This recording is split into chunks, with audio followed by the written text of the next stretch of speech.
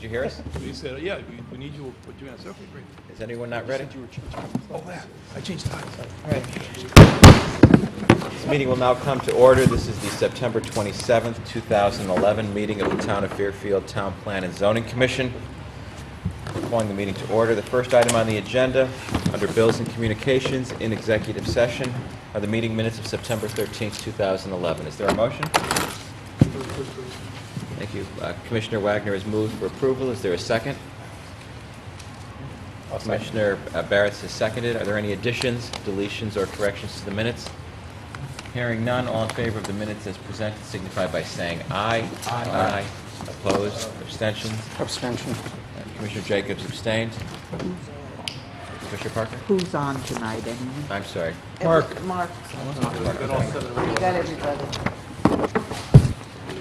So Mark's on if anyone is... minutes are approved with one abstention.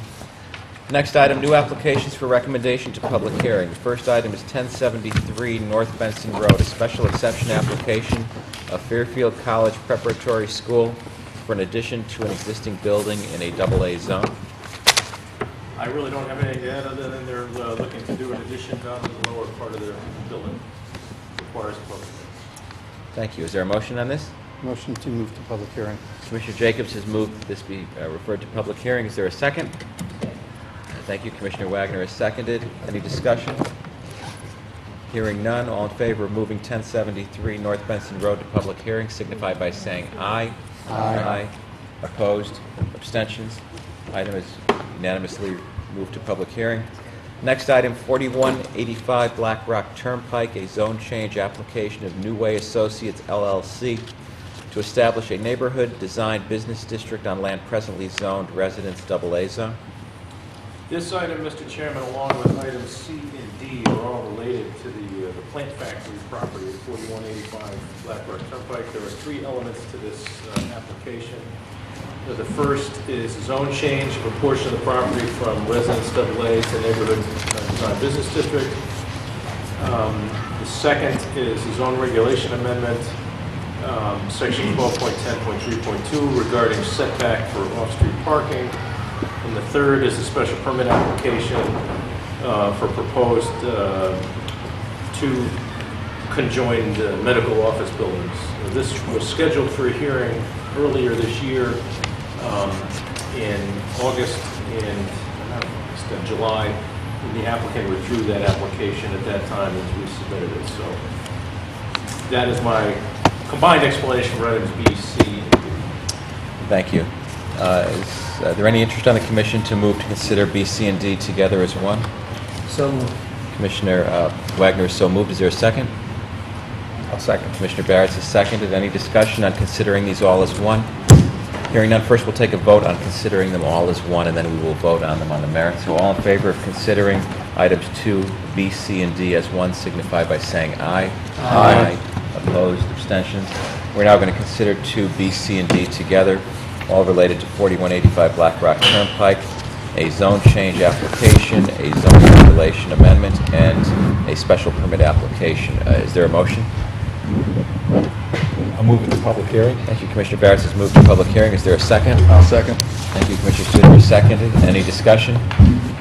Hearing none. All in favor signify by saying aye. Aye. Opposed? Abstentions? Item carries unanimously. Thank you. Next item on old business. We have two items on old business. First is 5151 Park Avenue, a special exception application of Sacred Heart University pertaining to the construction of a softball stadium in an R3 zone. Public hearing was September 13th, 2011. We have until November 17th, 2011 to decide. Present were Commissioners LeClaire, Barrett, Kennelly, Owens, Suter, and Wagner. Alessi and Parker. Commissioner Jacobs was absent, but I believe you've listened to the tapes. Listen to the tapes. Commissioner Jacobs has listened to the tapes. So we have the 7 regular members considering this item. Is there a motion on this, 5151 Park Avenue? Motion to approve. Thank you. Commissioner Wagner has moved to approve. Is there a second? Second. Commissioner Owens has seconded. Any discussion? A brief summary. A brief summary of, okay, I'll give a brief summary of what was presented at the public hearing. Yes, please. As the chairman stated, State Groundwater University has submitted a special exception application to upgrade its existing softball field. The softball field is located in the westerly portion of the university campus between Jefferson Street dormitories and the football field. The intent of the university is to improve the existing softball field by constructing a softball facility including a new press box, bleachers, and 2 dugouts. The existing softball field will be somewhat reorientated, and the existing press box, bleachers, and dugouts will be removed. The new press box will be elevated above the field level facing the south, and will include a video room, and the maximum height is approximately 27 feet. The dugout buildings located approximately 40 feet down the right field and left field lines respectively would include a dugout, lockers, and bathroom facilities. The dugout building will be tied to the press box by new bleachers, and the bleachers basically will include seating for 326 fans. The softball facility construction materials include brick veneer, standing seam, metal roof, and concrete coping. That's pretty much what was submitted at the public hearing. Thank you, Mr. Novacek. Is there any discussion of this item? Commissioner Jacobs? While I understand that a college needs some facilities of this level, my concern is with parking. They are saying with this that there will be no need for parking because everyone who comes to it will be from the student body living on campus. To start with, if you look at the size of their campus, the people who live in the dorms, actually in Bridgeport, across the street, will have a large walk and will probably want to drive. Then they threw in another little cherry saying they would probably be used for high school playoffs. I don't know how they can assume that with high school playoffs, nobody's going to drive there. This is a facility that has major parking problems right now. If you try to go there and park for any event, you're going to find that you're not going to get parking within a very large distance from the field. So my concern is with parking, and that they have added hundreds of more seats and not one more parking space. Any discussion by any other member of the commission?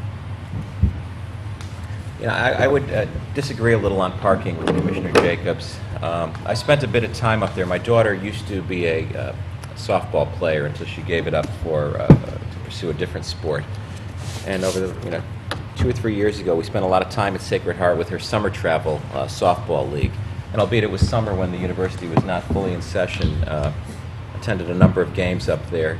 And where you would park is either off the road in the area or up by the pit center, the athletic center, up the road or down closer to the dormitories.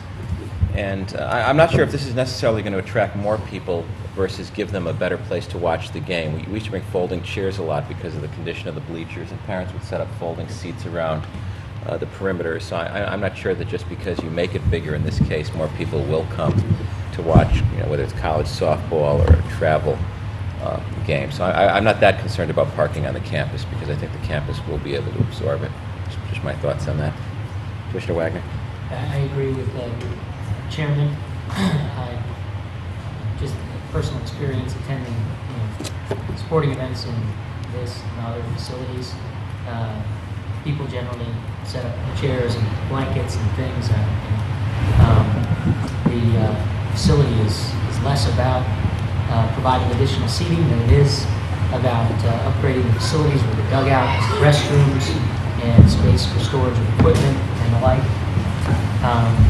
I think this is a good application. I think it's a much needed upgrade. We heard testimony about the needs of the team, and I think that should carry a lot of weight. So I would urge us all to support this. Thank you. Commissioner Sutter? Yeah, I agree with both the chairman and Commissioner Wagner. I think it is a needed upgrade and will not significantly increase the population that's watching the games, all of whom, or virtually all of whom, will be students in the immediate area. Also, it's important to point out that there was no public comment in opposition to this application, which indicates that the community feels that it's needed and there is no problem. So I think we should approve the application. Commissioner Barrett? Got to agree with Mr. Suter. As far as parking goes, I think just building a better facility on the same site isn't going to make more people go to the games. Mr. Jacobs is right, like attracting high school games or playoffs could, that would be the only concern about the need for about the college games. And as Mr. Suter pointed out, I mean, this university, this whole neighborhood, the medical facilities near there, every time we have any application in this area, we see the same neighbors come out, and none of them came out now, and they're pretty well-informed people. We know them all, and they did not come out on this application. I mean, they came out to oppose the chapel at Sacred Heart, and they said nothing about this one. So I would, I don't know. I mean, I can't say there's no opposition, but we certainly didn't hear any from any neighbors, and I would think we would have. Yes, Mr. Wagner. I'm sorry. Mr. Wagner? Well, I think that's an excellent point. To say you can't say there is no opposition. I think you can. I think we can take note that there was no public opposition at the hearing, and that is significant. So I would agree, and I think we can take note of that firmly. Thank you. Is there any further discussion by any member of the commission? Hearing none. All in favor of this application, 5151 Park Avenue, special exception application of Sacred Heart University pertaining to the construction of a softball stadium, signify by saying aye. Aye. Opposed? Abstentions? Passes. One opposed. Commissioner Jacobs? Thank you. Before we go to the next item, 2291 Post Road, just two housekeeping matters. First, as you can see, Fair TV is here. Again, we welcome them. And I understand they're going to be covering all of our meetings on a go-forward basis due to some additional staff. So to the public, you can now watch all our meetings on one of the higher cable... 79? It's Channel 79, and they can also watch the meetings usually within a few days after on demand at Fair TV on demand. So it's channel 79 on Cablevision. You can watch all of our meetings within a few days, and on demand, if you have on-demand Cablevision, you can do that. It's on demand on the internet. I'm sorry, it's on demand on the internet. You Google Fair TV on demand, and you'll come right up. Thank you. Commissioner Kennelly's been an instrumental part in getting this for our commission, which I think is great, and for the town. The other thing is, I'm pleased to report that our days of shouting may be numbered here. As you know, you folks have a difficult time in the public hearing us. We have a difficult time sometimes hearing us if we're facing the wrong direction. I've had a dialogue with the First Selectman's office and staff over the last few weeks about two things. One is our recording system. We're borrowing cassette tapes and players frequently to listen to minutes, as opposed to digitizing them and playing them on our electronic devices or our computers or MP3s. The second is our antiquated recording system, and the town is pricing out now a new system for our commission so that the public could hear us, most importantly, and we make good recordings easily made for the staff to handle and administer, but the people could hear us in these things which don't really record well at all. We're hoping to have them upgraded very soon, so that's something good to report and to look forward to as a commission. Next item is 2291 Post Road. It's a special permit and coastal site plan application of William Christian pertaining to the construction of a new office building in a designed commercial district. Public hearings were August 23rd and September 13th. We have until November 17th to decide. Present for all of them were Commissioners Leclerc, Barrett, Kennelly, Suter, Wagner, Alessi, Parker, and Valera. Commissioner Jacobs was here on the 23rd. Did you listen to the tape on the 13th? Commissioner Jacobs indicates in the affirmative, so he is on for all of them. And Commissioner Owens, you were here on the 13th. Did you have a chance to hear the tape for the 23rd? No, I did not. Okay, so she is not on it. The alternate then is, on this one is which? Madam Clerk? Mark for the tape of 9:13. I did not, I had technical difficulties, so I'm not on. Okay, so Okay. So it's not. so is Commissioner Parker then next in line, or who is next? Yes, the So Sal. Commissioner Parker, and you've heard both tapes, so you are on this. So again, it's Leclerc, Barrett, Jacobs, Kennelly, Suter, Wagner, and Parker on this item. Is there a motion on this item?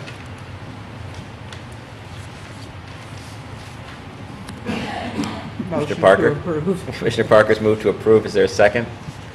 Second it. Commissioner Barrett has seconded it. Mr. Ivanchik? Yes, to give you a brief overview of what was presented at the hearing. This is an application for an 800-square-foot medical building, 2 stories, each floor being approximately 4,000 square feet. As reported at the hearing, a similar application was approved several years ago. The applicant, it entailed a office building, but was never constructed, and that approval had lapsed. The only major difference between the property itself, there was a 20-foot access way that accessed over this property for residential property in the rear. That has been removed at this time, and there was some discussion about what that process had to do with.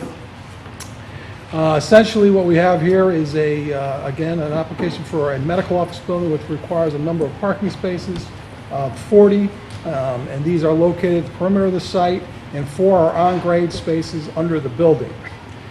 Ingress and egress is from the post road. On-site circulation would be a one-way flow up the west side of the building, entering under the building at the southern end. 2-way traffic would be permitted under the building to permit access to 4 spaces under the building and 9 spaces to the east of the building. Egress and ingress under the building is proposed at the north side of the building, 2-way. Real quickly, that's essentially what was submitted. I know the commission is very aware of what the application's about. Now I just want to go briefly over some of the issues that were discussed at the hearing. One has to do with section 25221, and that essentially is states property lines having exact distances, angles, bearings, delineating the land to be used under the application. There was some discussion by the attorneys at the hearing that there was a quitclaim deed for a small piece of property to the south of this property that what was represented as the site plan lot was different than what that quitclaim deed would have deeded. It was a small piece of property. At the end of the day, I think both agreed that that quitclaim deed property was not indicated on the mapping. However, if it was included, the lot would be larger. So essentially, at this point, there would be no negative effect on the zoning design requirements such as coverage, bulk, and setback. But that is a section that was discussed. There was also discussion on section 25222. That's the existing contour lines and premises shall be shown. This was also a discussion in an initial hearing on this, and what the applicant has represented is that instead of contour lines, they have indicated spot elevations. Their explanation is because of the relative level, the property's relative level, that essentially you would have maybe 1, maybe 2 contour lines that would show on the map to indicate the grading. So again, it's up to the commission's discretion if they feel that the spot elevations is sufficient for them or not. Needless to say, on both those items, the applicant has agreed to supply a revision if required through conditions of this commission. Another issue that was brought up in the regulations had to do with a section entitled Enclosure. This enclosure section is in section 2810.1. It was amended to the regulations in 1990. There were 2 intents or reasons for this enclosure section. One, at the time in the 1990s, commercial development was pretty aggressive, and what the commission felt was happening when we had buildings being built similar to this with parking below, that in some instances it was not being counted as what's the word I'm using here?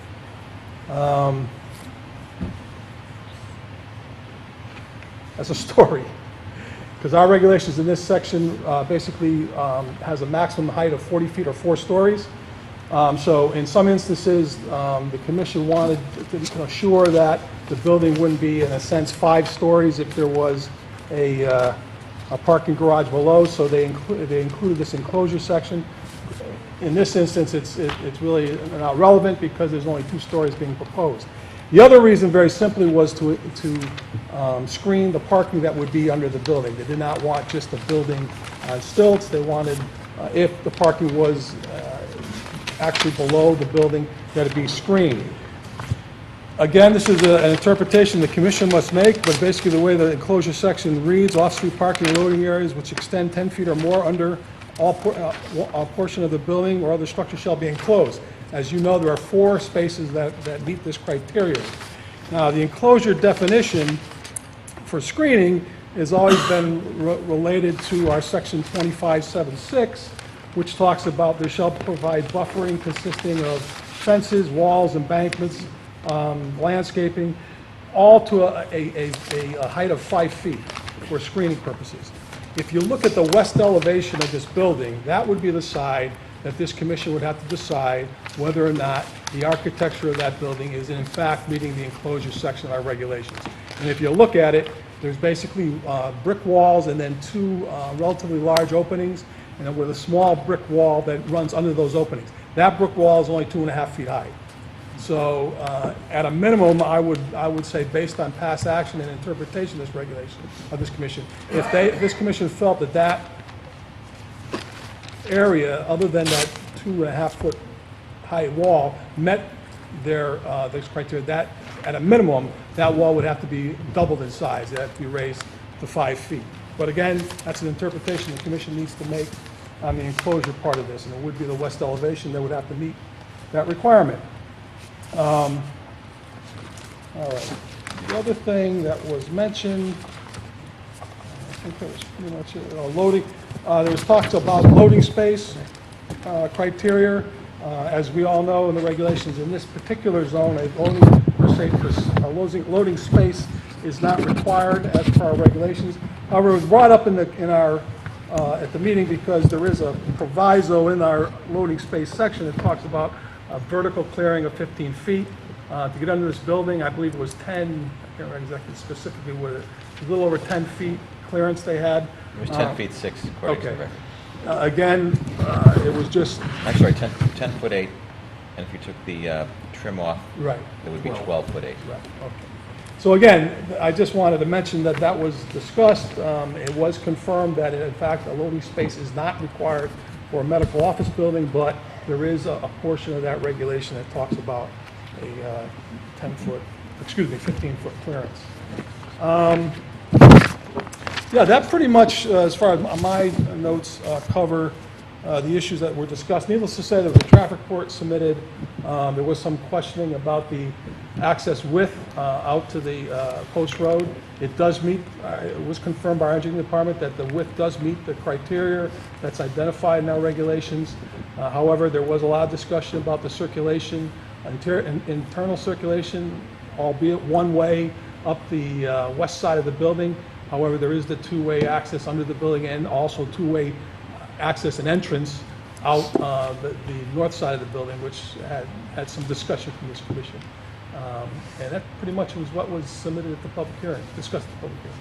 Thank you, Mr. Flash. Is there any discussion by any member of the Commissioner Kennelly? Thanks.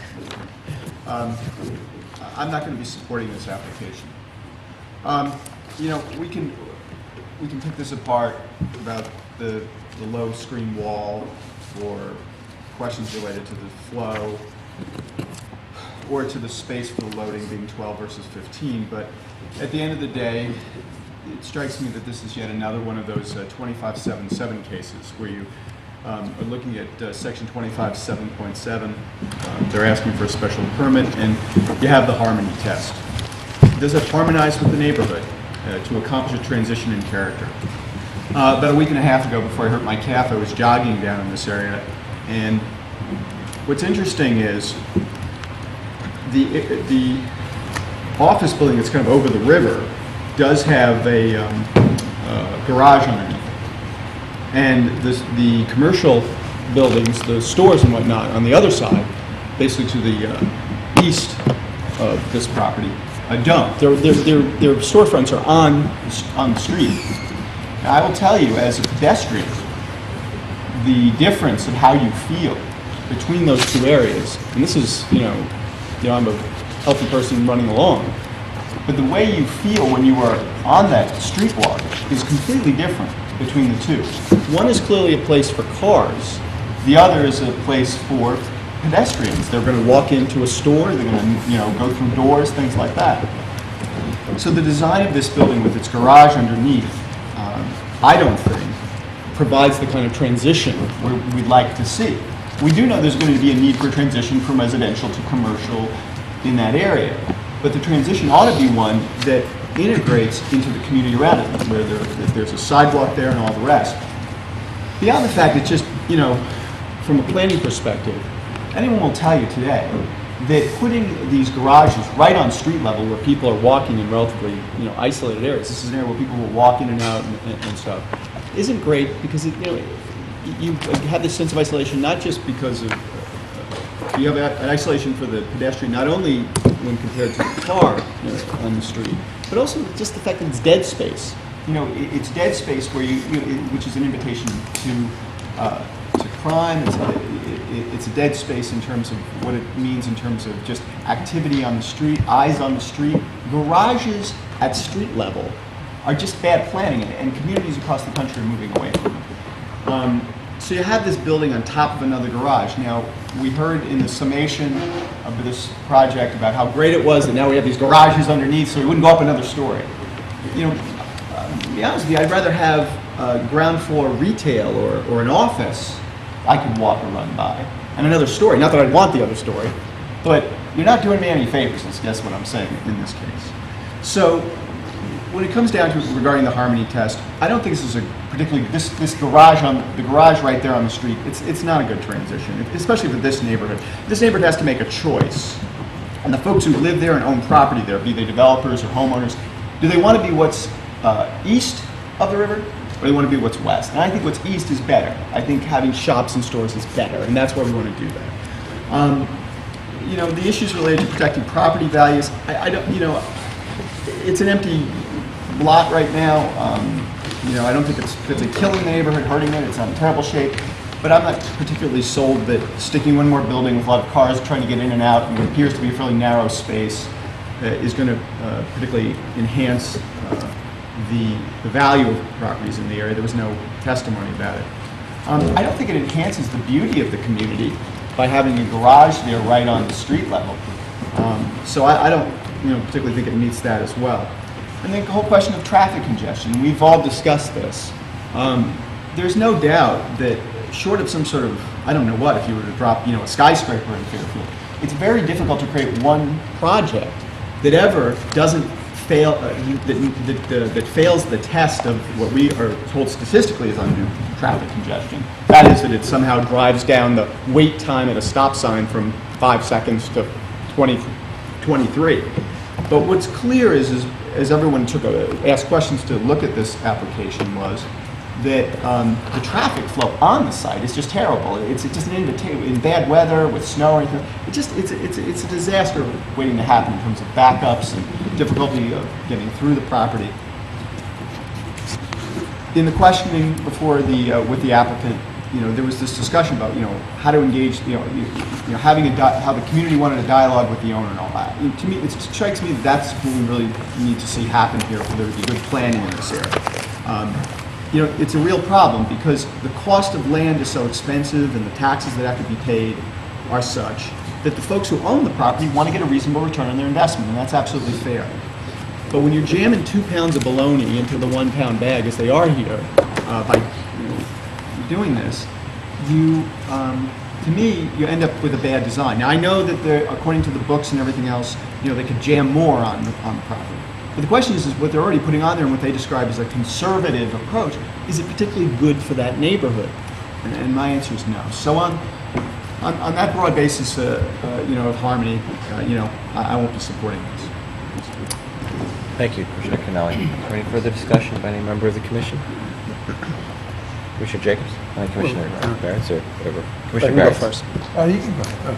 I have actually a pretty lot more to say than usual about this, but I'll try to be brief. First of all, we talk about planning, and I think some of the attorneys speaking in opposition talked about that, and so did the applicant. But I think this area needs planning. I think we've done the Center Design District in Commerce Drive, and we do need to work on that area. But we haven't yet. We should have, but we haven't. So we can't hold it to any standards that do not yet exist. I think we need to review parking, we've talked about that too, and really modify it, whether it's too stringent in some areas, too lenient in others. Maybe we should say more about parking under a building, what we think about that, and buildings on stilts, and really, whether we want to allow that at all. But we don't have that right now either. We have the enclosures rule, so I can't, I just talk about planning, that it's something we need to do, but we have to judge this against the regulations that we have today. I think the opposition threw a lot of things at the application, which is good, good attorney, hoping some of them will stick, and, perhaps some did. As far as the lots and the lot lines, I really disregarded that. The applicant owns all the property, so I didn't really put much stake in that. I thought, they set the lot line at the zone line, and I thought that was fine. But some concerns I had was truly, can trucks fit? And I'm not sure that they can. I'm not sure that the site flow accommodates larger trucks. Fire access, if a fire truck comes in, how's he going to go back out? One way against traffic? I thought that was a good point. And then I wasn't sure about this. I looked at it. It looks like it is accommodated, but the opposition maintained that the 24-foot width for two-way, section 281121, was not maintained throughout. It looks like it is to me on the map, but the applicant didn't mention it in his rebuttal, so I'm not sure if staff has looked at that. They brought up the radius of turning, which was part of the rebuttal, and also the 24-foot width, so I wasn't sure about that. And finally, shared access. If I was going to approve this, I'd like the applicant to hear it, and there's two properties adjacent to it. I know for Pat we can't make them allow shared access, but we could certainly, they said they were willing to do it, and if we were going to approve this, I'd like to condition that shared access be provided, accommodated, in some words that the next one that comes, that they have to accept it. These are three applications that are going to come to us again within a year, right there, right at that corner, and there really should be one way to get into those properties. That would benefit everybody. It's a cooperative view versus a view just for themselves. And this property just happens to be in the center. It's not their fault. They don't own the other properties, but I'd love to see shared access. One thing I will say, again, with regard to planning, is that although we don't like it, this area cannot stay the way it is. These properties need to be developed. I know the neighbors are upset with almost everything that gets proposed there, but you have to stand back. They drive by it every day, and we do too. If you drive by and look at it, it's pretty in disrepair. You've got the vacate excise property across the street, and then these three properties that are pretty much vacant together. And I think it's an area of an opportunity, and hopefully planning will guide us to that opportunity. But something needs to go there. It's a commercial zone, and I'm just not sure that this application meets all the tests, more on a technical basis than from a planning standpoint, because again, I can't hold it to regulations that do not exist. Thank you, Commissioner Barrett. Commissioner Jacobs?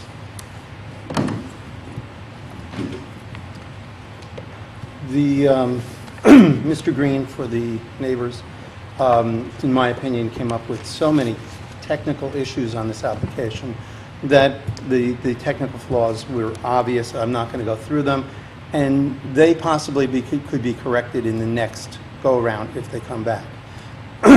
But what can't be, and I would agree with Mr. Kennelly, is the harmony and transition.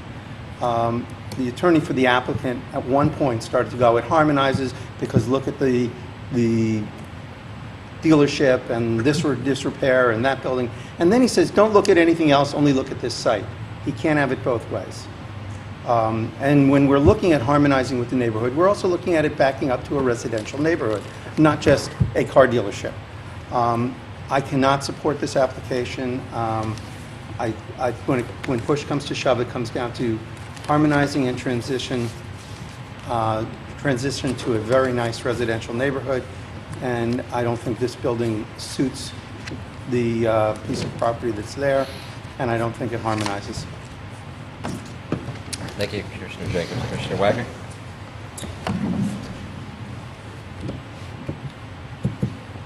I won't belabor many of the points that have already been made, but I do want to state for the record that I disagree with Commissioner Barrett's with respect to the plans that have been submitted and the lot lines that have been drawn. One of the functions, in my opinion, of our commission and the offices that serve this town is a repository of maps and projects and things that landowners do to their property. I can't in good conscience approve an application which the applicant itself admits does not show proper lot lines. Now, there's been a comment that, well, it doesn't really matter because if it was drawn correctly, the lot would be bigger and therefore it doesn't detract, it's not a negative on the overall concept of the application. And, you know, I hesitate to render an opinion on that in the abstract. With this application, I can't say that that's true because you have a residential lot that's behind, and part of the area which should have been associated with this on a commercial basis is going to take away from that residential basis, and you have a shared driveway now that has to flow back. I don't know where that driveway fits with respect to the true residential lot line as compared to the commercial lot line and how that would all fit together. So I cannot say that it is immaterial for both those reasons. And so I would just like to reinforce that, before I conclude, I found it a little disingenuous of Attorney Jankowski to suggest to us that if we wanted him to draw it correctly, that he could do so, and that if we wanted him to deed part of the property back to the other entity, you know, that he could fix it. Well, you know, I'm not suggesting that he do anything but submit a correct application that has the lot lines drawn appropriately, and that the application represents, you know, the true state of affairs. So that put me off a little bit, and I would just like to reiterate that. And so, you know, I won't be supporting this application on that basis alone. And I don't criticize any of the other comments that have been made and support many of them. But, you know, I don't even need to get there because of this, I think, fundamental flaw in the submission. Thank you. Thank you. Any further discussion, Commissioner Suter? Yeah, I'd just like to say on the points of the suitability of the building, I think this is a commercial zone. It's part of a line of commercial zones that run along the post road. All of them have residences behind them. I think a medical building is certainly an appropriate use for the location, and certainly, as others have noted, the location does need to be improved. It's an eyesore, among other things. However, the commissioners have pointed out a number of technical problems with the application, including the driveways, the underground parking, and the screening of that, and the accuracy of the surveys and lot lines and so forth. And I'm not sure whether these are things that can be cured through making them conditions of approval, or whether the better course is simply to deny the application and ask the applicant to come back with a better application. And it seems to me, because of the number of problems that we're observing, that may be the best course. Although I'm on the fence, I think I'm leaning in the direction of not approving the application. Mr. Chairman, may I respond to that? Yes, Commissioner Wagner. Thank you. I don't believe that a condition of approval could remedy the flawed plans that have been submitted, because we don't know what those corrected lot lines would actually look like in relationship to the residential unit, the driveways, the required landscaping, which was part of the variance that is of the record here, and the commercial lot, and how that would all fit together. So I would caution all of us to think that a condition of approval could cure that. I think that the only way this can go is a denial on that basis, and if the applicant wants to come back, given the comments that have been made, he's certainly free to do so.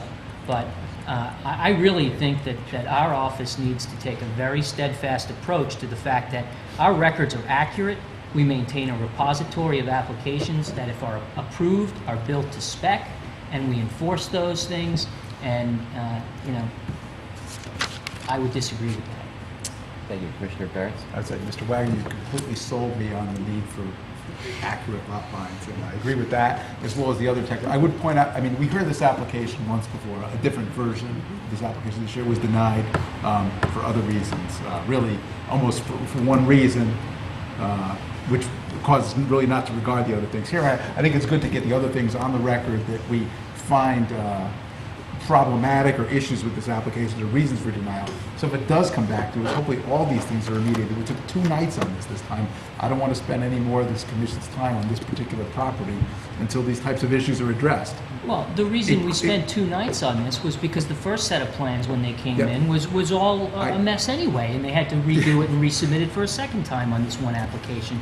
And then when they come in, it's only brought to our attention, because the homeowners association did their diligence and research and found the old conveyances and brought it to our attention that in fact the plans weren't accurate.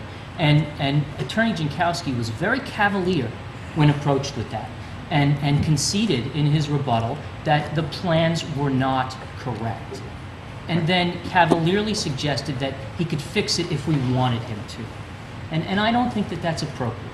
I agree more, if they're possible, at 100% with you, Mr. Webb, on all these things. Say, if we're going to hear this again, these technical issues have to be fixed, our concerns need to be addressed, or else there's really not much point in hearing this until we're legally required to again. Thank you. Commissioner Parker?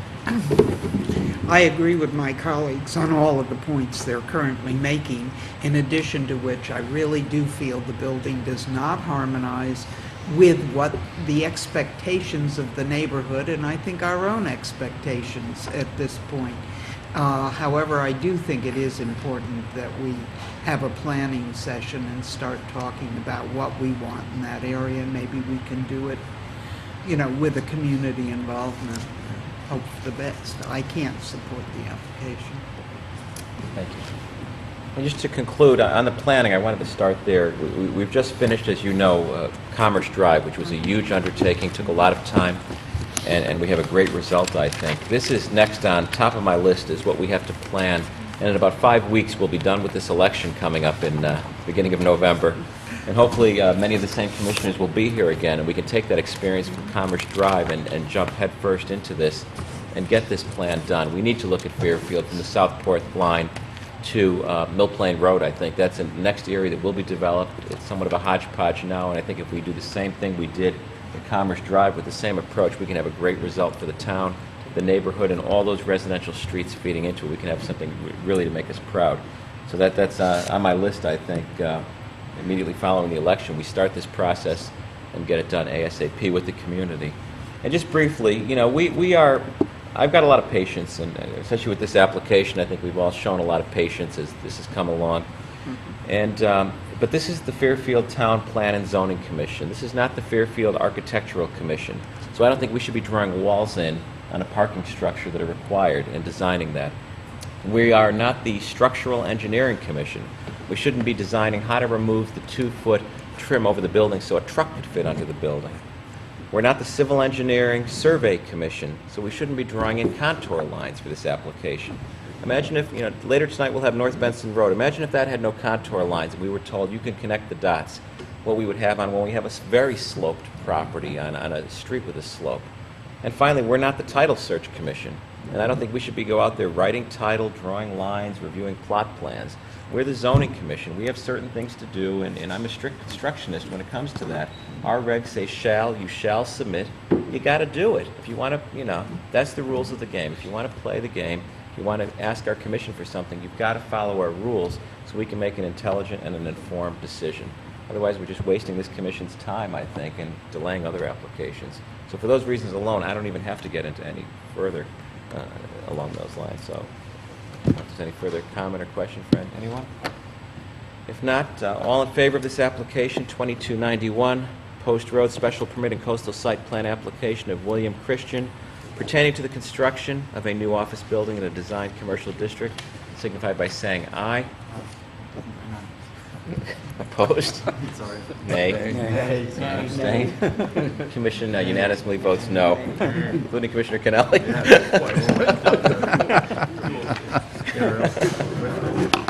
Next, it is about 8:15. We have a public hearing. We also have a few compliances. I don't know the Commission's pleasure. Perhaps, we could take up the first three, which are all the same address, which are probably more time-sensitive than the other two. If you think we could do them quickly, and then double back on the others following the end of the hearing if we have time. It may be the best way to go to perhaps on these. So that being said, hearing no objection, the first is compliance of 1125 Post Road, application of Cleban Holding 2 LLC to establish a retail use bridal salon in a portion of a building previously occupied by a bank in a center design business district. This is a portion of the building until recently occupied by Patriot Bank. Patriot Bank is closed, and they're looking to occupy a bridal salon in that space. The parking for retail there is a wash with what was there for the bank. Actually, they get a couple, depending on the square footage, it's actually a space or two less, so there's no detrimental impact on the draw for parking there, and it's purely an interior alteration. Thank you. Is there a motion on this item? Commissioner Jacobs has moved. Is there a second? Commissioner Wagner, a second. And just for orientation purposes, the Patriot Bank is next to Flipside. It's by that, I believe, the Shell gas station. It's a little unusual. The bank is actually leaving Fairfield. We haven't seen that in a long time. Any discussion on this item? Hearing none, all in favor of 1125 Post Road, application of Cleban Holding Company 2 LLC to establish a retail-use bridal salon in a portion of a building previously occupied by a bank in a center designed business district, signify by saying aye. Aye. Opposed, abstentions, carries unanimously. Next item, 1215 Post Road, application of Fred and Michelle Bialik to establish a restaurant in a portion of an existing building in a center designed district. This application and the one that immediately follows is basically a subdivision of space most recently occupied by Fairfield Stationers. The building that houses Trek, on the center of that building was Fairfield Stationers. They are leaving, and the space is going to be divided. The first one of these applications is for a restaurant. It's a business that's popular in downtown Shelton, called Liquid Lunch. It's basically do a lot of soups. They do have 120 square feet patron area that requires 3 spaces, and when you combine that with the retail area for the martial arts studio for the next application, it's the same as what the draw was for the retail space for the Fairfield Station. So item B, they decided to split this into 2 applications, but it's one tenancy being divided into 2. First of which is a food service. Thank you. Is there a motion on this item? Commissioner Kelly moved to approve. Commissioner Owen second. Any discussion? Commissioner Sutter. I just had a question about how they calculated the patron area for the Liquid Lunch restaurant. They say it's 120 square feet. It looks like the space is about 7 by 20, which would be 140 square feet, but I may be looking at the map wrong. Does anybody have a clear perception on that?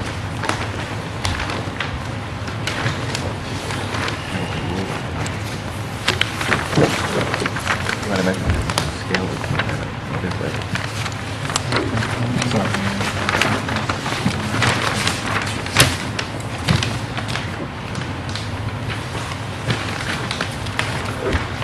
You notice on tenant's floor plan, it shows a width of 5 feet, and then there's a table extending after the 5 feet. I assume the table is a 2-foot table, so that's 7 feet wide. And then the linear measurement is 19 feet to a point in midway of the soup area, but then it goes, there's a space in past that. And I don't know if that's patron area or what that is, but it's more space. Well, there's a line, there's a horizontal line there where that 19-foot goes. But you're right, it would seem to, if 19 is the number, that there may be a little bit more, but we could have the architect clarify that.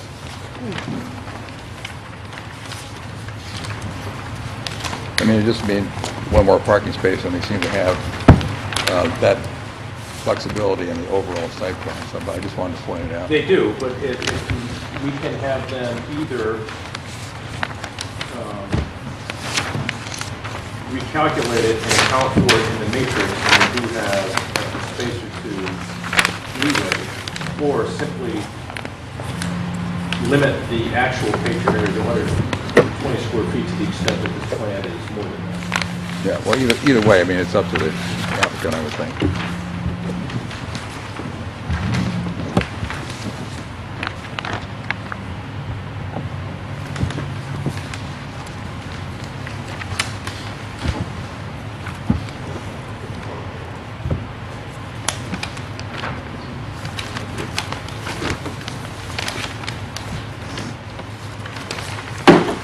There are 4 spaces in excess, so they would have the capacity to absorb some additional, double the amount of patron. Yeah, there may be future applications involving other stores. It You're would right. be important to nail that down at some point. We can have that. The architect knows. Any further discussion by any member of the commission? Hearing none, all in favor signify by saying aye to the application 1215 Post Road, application of Fred and Michelle Balick to establish a restaurant in a portion of an existing building. All in favor signify by saying aye. Aye. Opposed, abstentions? Hearing none, item carries unanimously. Next, 1215 Post Road, application of Kempo Academy of Martial Arts to establish an indoor recreational facility in a portion of an existing building in a center design district. And I think we've had the presentation on this again. Is there a motion? Motion approved. Commissioner Wagner's moved to approve. Is there a second? Commissioner Canali, second. Any discussion? Hearing none, all in favor signify by saying aye. Aye. Opposed? Abstention? Item carries unanimously. At this point, I think we should probably stop and get to the public hearing and get set up for that, given the number of people. We can come back to the compliances later this evening or at our next meeting. So this will close the executive session to the members of the public. Give us about 5 minutes to reconfigure the room, and we will start. We have one item on public hearing, 1610, 1654 North Benson Road application. Thank you.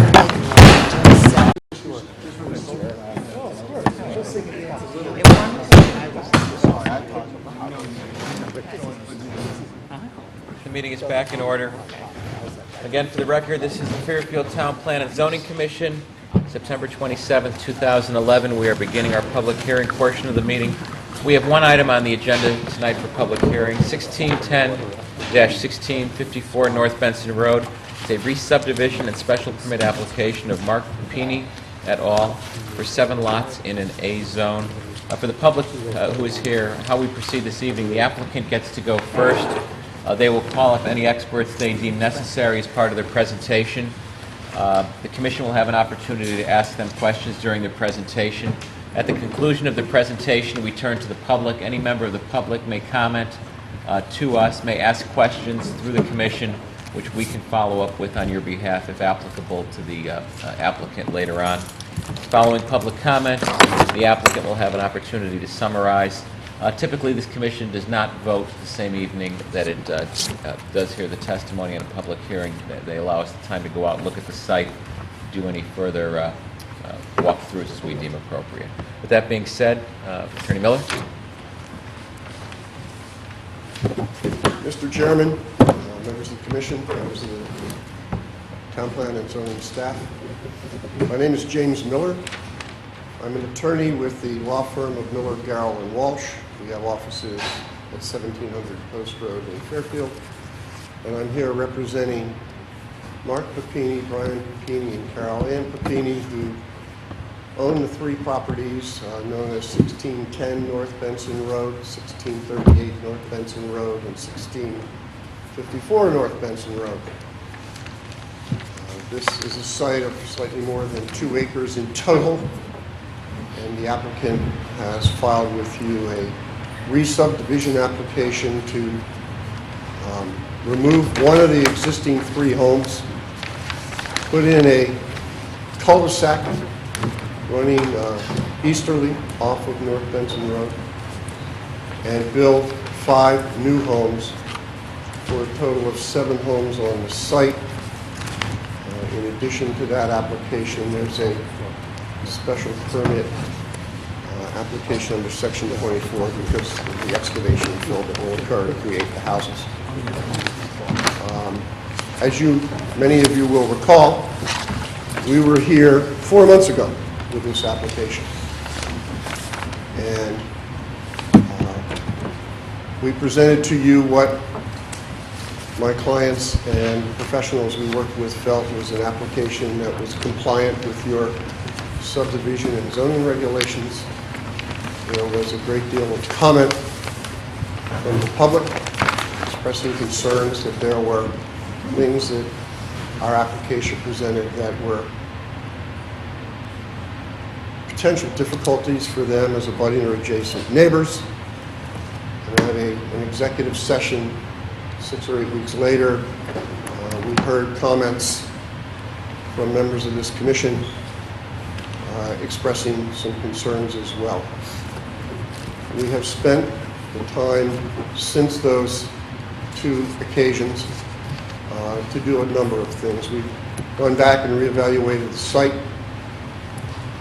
We've reorganized our team of professionals, and we've come back to you tonight with an application that we feel comfortable is fully compliant with both your subdivision and zoning regulations. Just a little bit about the family. I'm anticipating comments, particularly from the public, about their concerns. But the Papini family has lived at this site for more than 40 years. The 3 Papini children have grown up there, and it has been their lifelong place of residence. They're only part-time residents there now because they're adults and they have jobs and work elsewhere. The first named applicant, Mark Papini, is currently supervising a construction project in Virginia, so he's only here 3 days a week. But this is their home. They care about it. They know the neighborhood. They care about this town. They have deep roots in this town. Their family's been here over 100 years. They've envisioned this project for a long time. They first spoke to me about it many years ago. And they have wanted to put together an application and a development plan that not only they but you would be proud of. Mark and Brian are in the construction business. They know their business. They've tried to figure the best way to do this.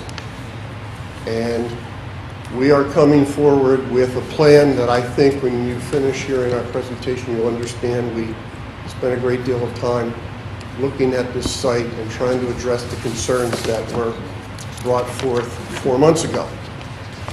You will this evening hear from Walter Jopes of the Huntington Company, who's a licensed engineer who will walk you through the site plan and the rather substantial change we've made to the drainage, handling the water management development that we have on this site. You will hear from Russell Slayback, who is a hydrogeologist with more than 50 years experience. He has an international reputation, and we brought him in for 2 purposes. One, to do an in-depth analysis of this site and the surrounding area, and also to do a peer review of our stormwater management system. We'll hear from Mike Delonte of Frederick Clark Associates, who has done a traffic study for us, and Earl Govan, who is our landscape architect. It's unusual to do that much planning and presentation to you, but we felt it was important. And I think when all is said and done, these gentlemen will have addressed your regulations and demonstrated to you that we have a fully compliant application. We appreciate the opportunity to be here, and we'll try to be as direct and to the point as we can, because we all have long nights and we don't need to make them any longer than normal. With that, I'd like to introduce Walter Jobst of the Huntington Company, who is a licensed Connecticut civil engineer, and he'll start walking through the site plan.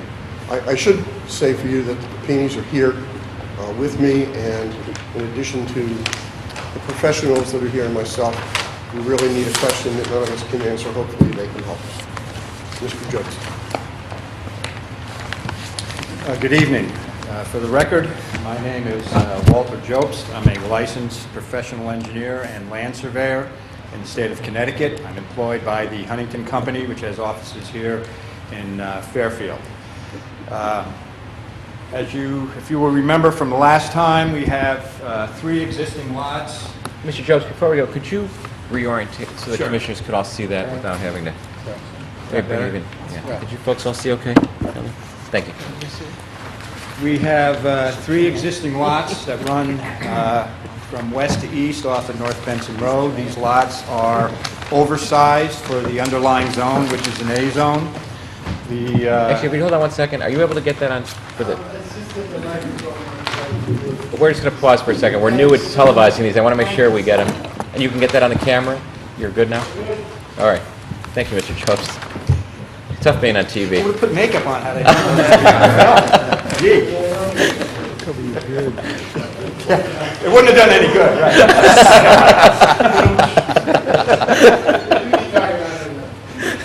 We'll discuss this later. The site is sloped from the west at North Benson downhill to the rear of the lots. And as I said, we're in A zone. The total area is a little over 2 acres. As Attorney Miller said, our proposal is to re-subdivide these 3 lots into 7 lots.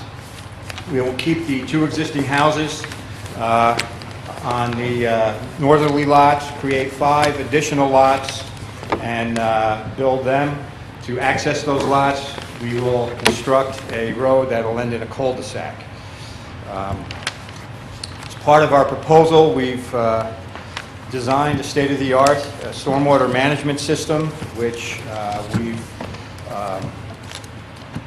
improved upon from the last application, enlarged it, enhanced it to address the concerns that were raised at that time. Each of the 7 lots that we're proposing complies with all of the existing Town of Fairfield zoning regulations. As part of our proposal, we are preserving the exterior vegetation around the property lines.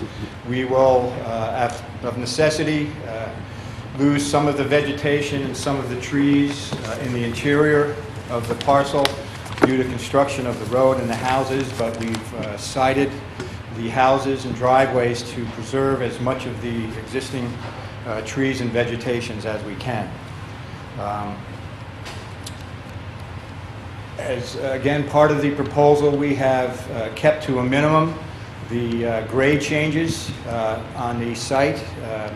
The regrading will be done only where necessary for construction of the road and construction around the houses. The remainder of the parcel will remain as is right now. We've also developed a sediment erosion control plan to be implemented during our construction to address any erosion concerns that may arise at that time and be supplemented as is normally the case. We've also designed a state-of-the-art stormwater management system. This is a 2-part system. The first part consists of underground detention chambers that are located on each of the individual lots, these small gray shaded areas. They will collect the runoff from the roofs and detain them on site. As a minimum, these will retain the 1-inch storm event, which is 80 to 90% of all of the annual storm events that occur. Beyond that, we've made sure that they had the capacity to handle upwards of the 100-year storm, so that they would not cause any additional runoff than what occurs now. We've also, as the second part of our stormwater management system, proposed a large underground detention recharge system. We've enlarged that from the previous application by about 30%. We are now taking a series of drains located in the driveways, which in the previous application had gone to underground detention chambers on each lot. We are now taking those yard drains and piping them directly into the detention system in the road. Over and above that, we have a series of yard drains located in the lawns where the topography allows to intercept the surface runoff on the lots and again direct that into the detention system located in the cul-de-sac. That detention system will detain stormwater flows, meter them out at a lesser rate than we are getting now, and eventually that will be piped into the town drainage system.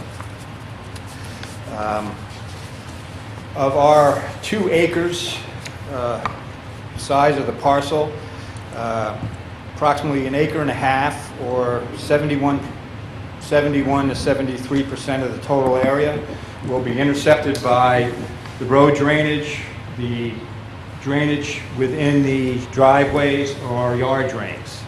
Presently, 100% of the site runs off the site downhill. We are taking over 70% of that, directing it into our detention system, detaining it, metering it out at a lesser rate, and piping that into the storm drainage system. Mr. Jobst, you're saying before 100% of 3 homes, now 70% of 7 homes. Correct. 100% is that there Right. is no Right. detention There wasn't nothing system there now, currently but I just- in place. The new plan, excuse me, the new plan collects an additional 80% from what the old plan had done. So we've increased what area is now directed into the town drainage system by 80%. Our criteria is based on Town of Fairfield and DEP standards. We've compared the 2-year post with the 1-year existing runoff to comply with the DEP stormwater manual. We've compared the 10-year to the 2-year runoff to comply with the Town of Fairfield. We've compared the 1-year through, or the 1-inch rainfall up and including the 100-year storm event, compared the before and after results, and there is a substantial decrease in the post-construction runoff from the site compared to the 100% runoff that we get now. Mr. Jobst, I'm not sure if this is a question for you or Mr. Slayback. If you could explain a little more about the 70% that you're going to be funneling into the system from the individual properties. Right now, the property's on a slope. If you could talk about how these houses are going to be configured on the cul-de-sac. Will their lots be leveled in some way? Are they still going to slope to those neighborhoods in the back? We heard a lot of testimony last time. People were concerned about the flow off of this site from North Benson to the east. And by building impervious structures, whether they be driveways or roofs or yards or patios or decks, what's absorbed by the ground right now, where there's soils, is just going to flow into everyone's yard to the east. And maybe you can talk a little bit about that. If we had not proposed our stormwater management system, our individual detention recharge chambers, our large detention system in the road, that would be a true statement. Because we are creating more impervious area, we experience more runoff. But we are proposing those measures to offset that potential increase in runoff. That increase now is going to be directed into those chambers and stored there and released at a lower rate. It's going to be 70+% of the site, basically this much of the site, more or less, will be now directed into these chambers and piped into the town drainage system. Presently, all of this runs off. So right now, on the house, you talked about a 1-inch rain event. Correct. If I were to buy a house there and I have a 1-inch rain event, all the water from my roof and the gutters and the leaders would go into this on-site detention system my house would have. That's correct. What if I have more than a 1-inch event? We've seen a lot of them recently. What happens with anything above? Well, these this? have Where been does that sized go? to not only handle the 1-inch storm event, but less frequent events, the larger events, up to the 100-year storm event. So the system on each individual property will handle a 100-year storm event without having to flow into that system in the street that you're putting in? That's correct. That of the roof area. Of the roof area. Now, If you could talk about the driveways Right, now, the next. driveways and the lawn areas, because we have, through our grading, the construction of earthen berms at the suggestion of the town engineering department, placement of yard drains in the lawns, grading and directing surface flow into those yard drains, into the drains in the driveway. That surface water now, which runs off, will be collected in those drains and directed into this detention system, where it'll be stored, be released at a slower rate, and eventually piped into the town drainage system. So all of that lawn area, driveways, will be intercepted from running off the site over land, directed into this, and then piped away from the site. So that's that 70% that we are now collecting and piping away and not allowing to run off the site. So now for the driveways, rather than using an impervious asphalt, you've chosen to use a drainage system. You're going to slope the driveways into a drain that then flows into the Correct. system. I think Two considerations for that. One is the cost of making a pervious or porous pavement driveway. It's very expensive for something that small.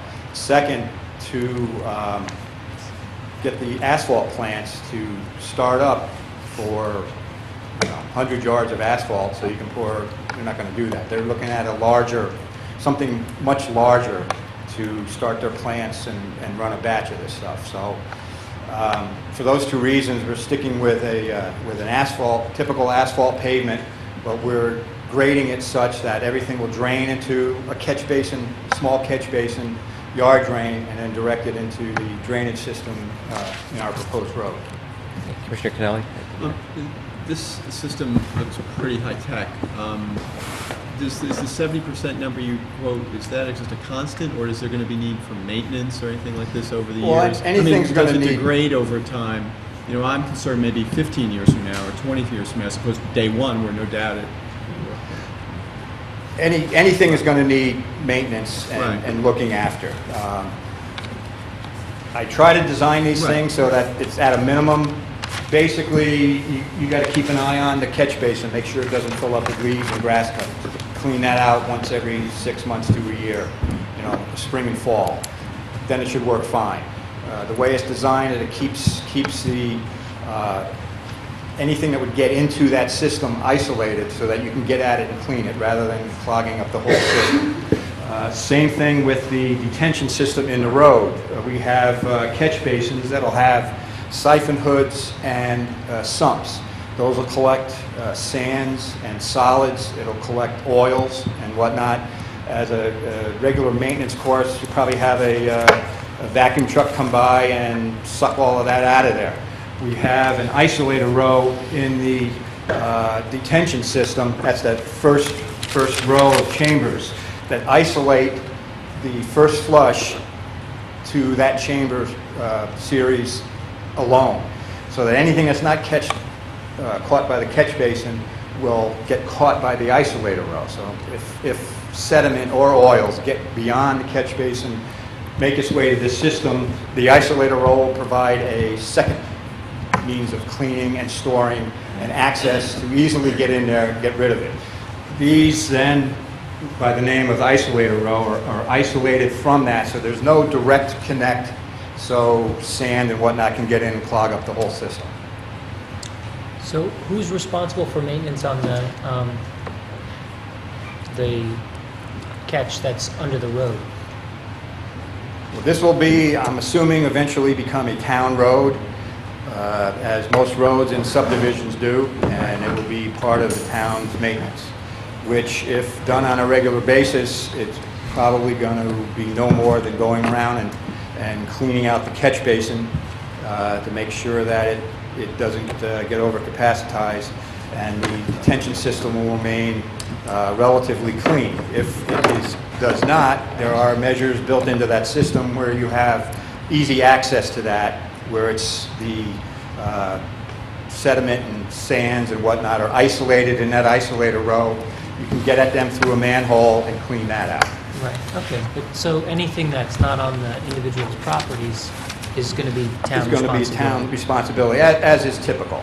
And again, the chambers for the individual houses, the catch basin yard drains will be the responsibility of the individual homeowner, which most of these are coupled with an earthen berm on the downslope side, so that if for some reason they get full of leaves and grass and whatever don't work, you're going to get ponding in your backyard. You're going to know something's wrong. I better check it out. So then you go in, you clean it out, and go back, and it works the way it was designed. Commissioner Suter? Yeah, as I recall from the last hearing, there's a grade or a slope of 30 feet from west to east on this particular subdivision. And I'm concerned about the last 3 lots. You had, I believe the last time you were here, you had a pumping system designed to handle water flow from the last 3 lots, and the water would be pumped into the cul-de-sac. Has that been abandoned? The pumping system we have on those lots are for the sanitary sewer line, not the storm line. Storm line all works by gravity, so if there's a power outage during a hurricane, yeah, it'll still function. The lower lots, because of the topography, need to have a septic pump and a pump pit to get the effluent up into the sanitary sewer in the road. There's a capacity built into each of those for a day or two of full use. Now, with the power out, like I experienced for a week, your use is way down. So it's probably even longer than that. And there's always generators. Okay, but the storm drainage is all gravity, and it's all accomplished by the infiltrators and the berms? Yes. Okay. It's all gravity. Are the 3 lots that have a pump chamber for sewage, is that a common pump chamber or individual pump chambers? They're individual pump chambers. So each lot has its own pump and pump pit they're responsible for the maintenance and the upkeep of that. Right, and that's on their property. And it's on their property. Complies with the all of the health code requirements, the sewer department requirements, and again, it's not something extraordinary. Right. Mr. Joseph, what is the safety system for that if in fact there was an extended power outage and those houses didn't have a generator? What would keep the town from becoming somehow responsible for things backing up into the house if they can't pump out? Are there safety backflow preventers on them or something like that? There can, usually on the pump pit, we have a check valve and a gate valve. Gate valve to be a disconnect in case you have to replace the pump, which their lifespan is usually over 20 years. Check valve to prevent any backflow into the system from off-site.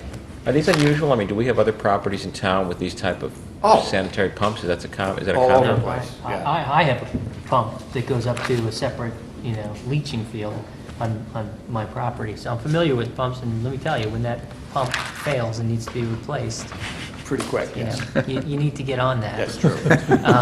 That's why I build in a reserve in the chamber. To give you some. But by the same token, I mean, I know from personal experience that not all chambers are made equal either. That, we have a good 5 to 7 days at least of, capacity. 1 to 2 days of capacity for a power outage seems to me a little small. And is the system? That's typical because your water usage is going to go down because you're not going to be doing laundry. You're not going to be doing a lot of other things that you would normally do on a water basis when you have electricity. I mean, you're going to be limited to, you know, basically flushing the toilet and maybe taking a shower, and that water usage is very much lower than if you're doing laundry and wash and something like that. So that, when I say a 2-day capacity, that's running a full capacity each day, and you're not going to be experiencing that with an outage. So you're going to have a much longer time that, with power outage that this septic tank will have in reserve. Thank you, Commissioner Parker. When I was looking at the drawings, and I clarified with our staff earlier today, on the actual pump system, I thought that there was sort of, in case of disaster, an overflow into a leaching field. Is there? Into a leaching field? Yeah. No. No. No, that goes directly into the sanitary sewer.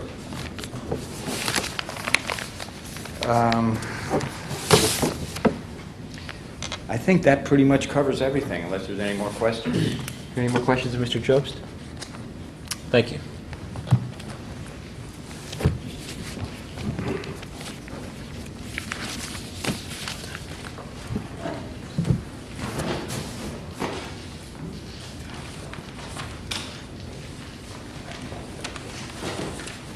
Rather than wait till my summary after the professionals, I do want the commission to know that my clients suggested to the town engineer in our first application that we consider impervious, the penetrating asphalt, and that it's in such a developmental stage they recommended against it. So it was something we investigated, but it doesn't seem workable on this kind of site. The next presenter is going to be Russell Slayback of Leggett, Shears and Graham. I'm going to ask my client to provide each of you a copy of his credentials. He is an internationally known and respected hydrogeologist. His credentials are, quite frankly, unbelievably impressive. And he has done projects, when I read his credentials and saw that he's overseen stormwater control management and environmental projects in Chile and Ecuador and Yemen and Argentina. The fact that we were able to get him to look at this site on North Benson Road, quite frankly, is a demonstration of the concern my clients had to make sure that we addressed your concerns and the concerns of the neighbors.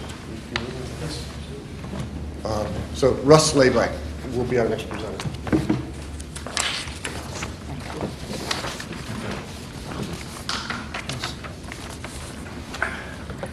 Good evening. Please excuse my little wagon. I'm making a very slow but very satisfactory recovery. Mr. Slayback, if you'd like us to move a chair, you're welcome to sit No, down. that's We'll lower the mic. It's not a No, problem. it's fine. I had some spinal surgery and it's going very well. I am a consulting hydrogeologist. I'm a geologist by education at RPI. I'm a hydrogeologist. I have more than 50 years of work experience.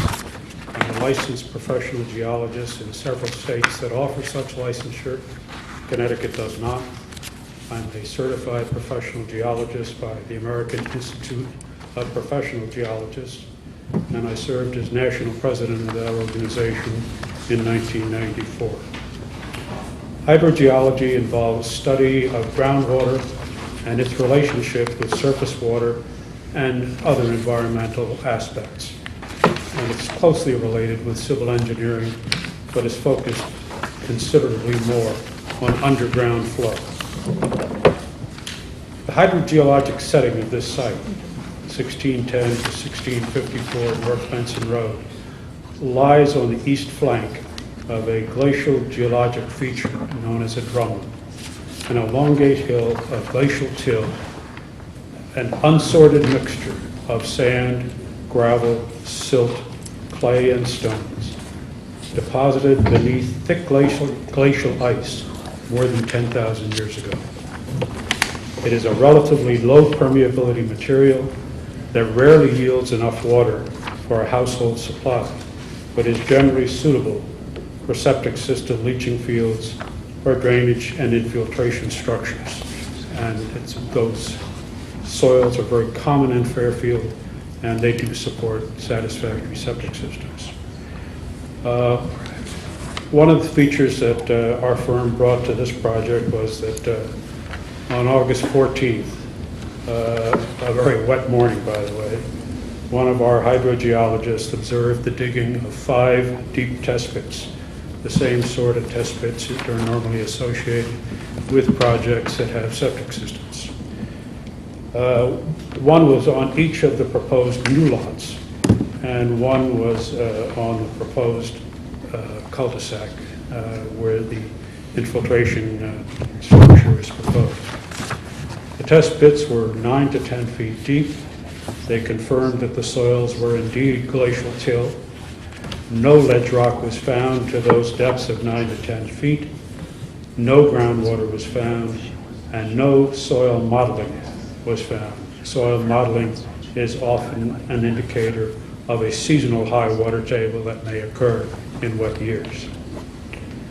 From these deep test pits and the other aspects of the hydrogeologic setting, we can safely say that groundwater is greater than 10 feet below the surface on the development site. Groundwater flows easterly to a perennial stream that lies between Stony Brook Road and Figler Road to the east, which is a groundwater discharge point. When I say a perennial stream, it's a stream that flows almost all the time, and in late August, I saw it flowing in a period between some of the heavy rains we had. That means it's a groundwater discharge point, whereas the water table is very deep on this property. As you go down the hill towards the east, the groundwater becomes shallower and shallower and actually reaches the surface at that brook. The brook is the discharge point of the groundwater system. I have reviewed the stormwater management plan with respect to its hydrogeologic impact. Reviewed a detailed plan that was just described by Walt Jobst, and I agree with him that it's a state-of-the-art system that's rarely applied to such a small property. It involves clean runoff from the roofs of each house to subsurface infiltration units. And secondly, runoff that may involve minor contaminants from roads, driveways, lawns, and walkways to the subsurface detention infiltration facility beneath the cul-de-sac. The initial part of this detention system is an isolator road which detains the first 1/2 to 1 inch of rainfall runoff and treats it by flow through filter fabric. Captures the first flush runoff that occurs during the first minutes and hours of a heavy storm. Large flows are controlled by a weir structure and detained before being released by gravity to the town's stormwater system in North Benson Road. The small amount of runoff that goes underground is designed to essentially duplicate what occurs today. As you are aware, the impervious structures would otherwise create that as more runoff, but by using these infiltration structures on each lot for the roof runoff, we're capturing that and putting it back in the ground where it ordinarily goes to.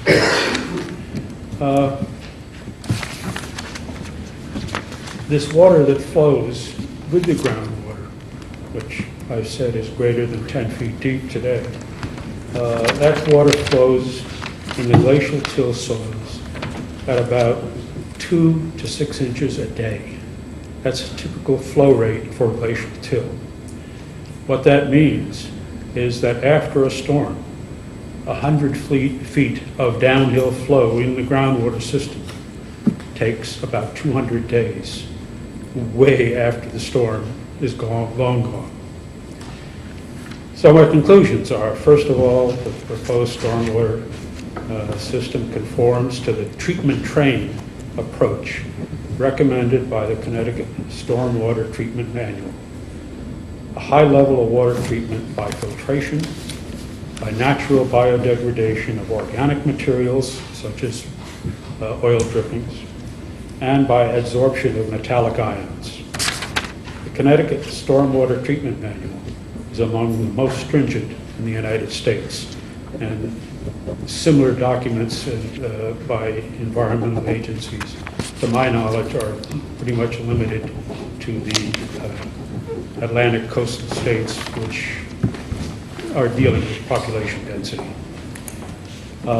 If I may, I will read into the record the 5 bulleted points on page 5 of my report. First, a substantial amount of runoff from the proposed site development is to be detained on site and discharged into the town's stormwater drainage system in Nutmeg Lane, a significant change and improvement from the previous site plans. Second, a significant reduction from present surface water runoff and essentially similar groundwater infiltration will occur, diminishing the effects on neighboring downgradient properties. Third, the new subsurface testing demonstrate that no blasting will be required anywhere on the site. Fourth, there is no aquifer or underground river beneath the site and its environments, which have been alleged to exist to transport water to downgradient properties.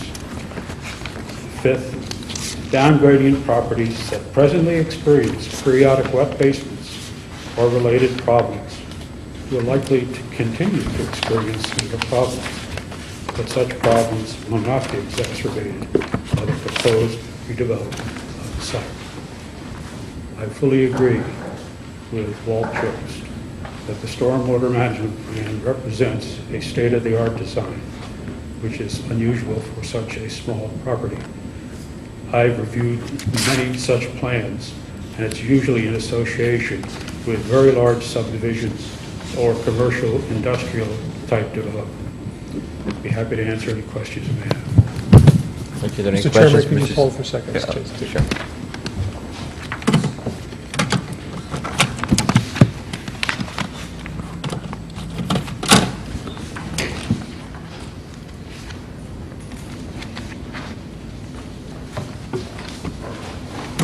Okay, thank you. Thank you. Are there any questions for Mr. Slayback? Commissioner Jacobs? The drainage that will be done on the, in the lawns, the lawn drains, when they run into the system, will there be any type of way to deal with nitrogen? Nitrogen being a major component in non-point source pollution in Long Island Sound. True, and particularly associated with lawn fertilizers. Exactly. So a lawn drain would be the spot where nitrogen would accumulate from the lawn fertilizers. Yeah. And nitrogen is a very stable ion. It is not diminished hardly at all by travel through the soil. It is relatively undiminished. If you add a lot of nitrogen to lawns, it eventually becomes part of the groundwater system. So you're saying that regardless of whether it was caught in the drain and piped out into the system, or if it was allowed to simply leach into the ground, it would have the same effect? Well, the same grand total effect, the portion of it that travels with groundwater simply travels much more slowly. The portion that travels with surface water runoff in the town drainage system travels much more rapidly. But I think, in comparison to other subdivisions in Fairfield that have septic systems, the impact of a site that has public sewers is much less. Commissioner Barrett. Mr. Slayback, could you just expand a little on bullet point 2 in your summary, a significant reduction from present surface runoff? Could you just talk about like how that's been achieved? And this statement is indicating that it will diminish the effects on neighborhood gradient properties. So these down gradient properties are going to receive less runoff from the area being subdivided than they presently receive today? Absolutely, and that's associated with the 70% figure that Mr. Jobs gave you. The entire site now drains down gradient to the east across those properties. Now 70% of that runoff will be captured, treated, detained, and eventually enter the town drainage system, which I understand has adequate capacity to accept that runoff. Right, even though there's an increase in impervious surface throughout the subdivision by the new structures and roofs and pavement.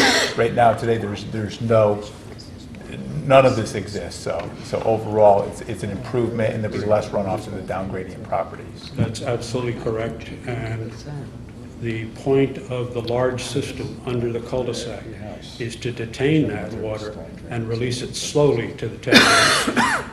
Slowly, there's some mechanism for releasing it. Yes. Slowly, okay. Thank you. Yes. So what you're saying now is there's a way to catch the water. With the subdivision, there's a way to catch the water, where right now there is no way of catching it, and it's just all running down. That's correct. It's really a function, I think, of modern standards of design as opposed to when this area was originally built and subdivided. There were no such engineering design features that were a routine part of development. And it also isn't it true because there is a lack of ledge that it would make less runoff to the property to the east? I don't think there's a direct connection. If you have ledge cropping out at the land surface, you get essentially 100% runoff from that. But it just creates more of a problem in designing a surface water management system.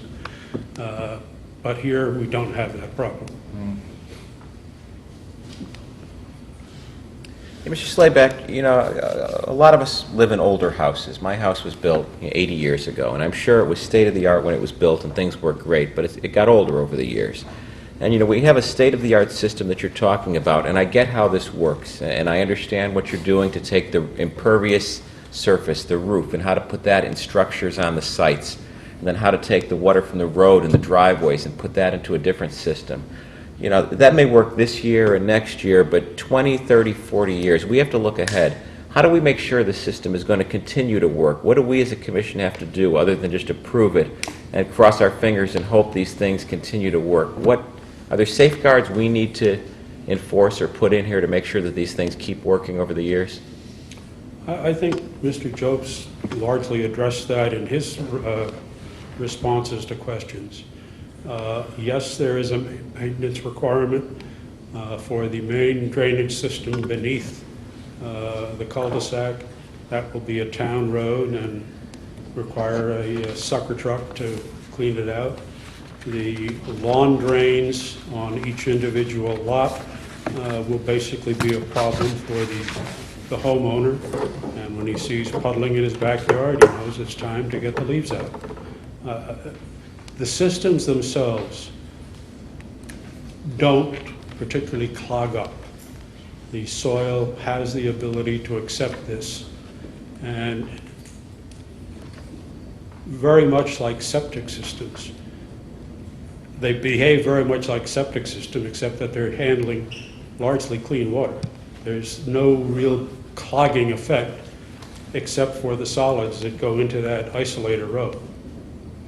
I guess my question is, and maybe this is more of Mr. Jobs than you as I think about it. If I were to own one of the lots and I did not take care of that system that takes care of my roof drains, if I let it get clogged up with leaves and I don't spend the money or the time to clean it out, am I going to get a puddle in my backyard, or is the water just going to flow to the east if I have one of the last lots and become my neighbor's problem? Or if I'm on the north, is it going to flow to the northerly back portion of my property and then flow east along a berm and become my down gradient neighbor's property? Or if I'm the two houses on the south, is it going to flow south to the back of my yard and then east along my back wall? Am I going to get a lake, or am I just going to see a little river at the end of my property flowing into someone else's yard that I could forget about, the way this is designed? I can answer that partly, and maybe Mr. Jokes wants to follow up. But the quantities of water that are coming off the roofs relative to the overall site are relatively small. And they're independent of the yard drains. The yard drains infiltrate water from the lawns into the deep soils. And if they overfill because of leaves or something like that, most of that water is directed to the drainage system under the cul-de-sac. On the lower lots, there would be some overland flow, but it's still a very small amount of the overall piece of the pie. You are capturing the runoff from the driveways, from the road, from the walkways, and from the nearby lawns directly. Walt, do you want to add to that? For the record, Walt Jokes again. If you factor out the created impervious surfaces, because that's going to be all collected by catch basins and piped into the drainage system, go into the town system, and just looked at the lawn areas, the lawn area in the proposal is substantially less than the existing lawn area. So that fact alone says that you're going to get less surface runoff. Now we're intercepting 70% of that and putting it into our storm drainage system. You have little yard drains dispersed throughout the yards. You have an earthen berm down gradient of that to collect runoff and direct it toward that yard drain. Now, if that yard drain isn't clean, it's clogged up, you're going to have a puddle in your backyard, and you're going to know it, and you're going to say, why is that? And you go out and look at it and hopefully realize what the problem is, clean it, and then it'll function.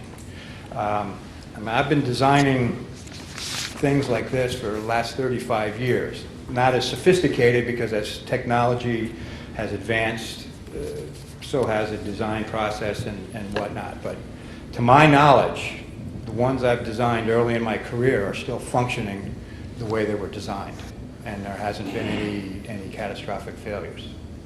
Commissioner Lesson? I just have a question. Is this system better than a perimeter French drain catch basin system? Oh, absolutely. Works that much more efficient? Yes. Only because it costs more. No. No, I'm just but thinking this is a much better system, much more efficient system than a series of catch basins and a trench drain. Thank you. Commissioner Barrett? Yes, I think this is actually for Mr. Joe, sorry.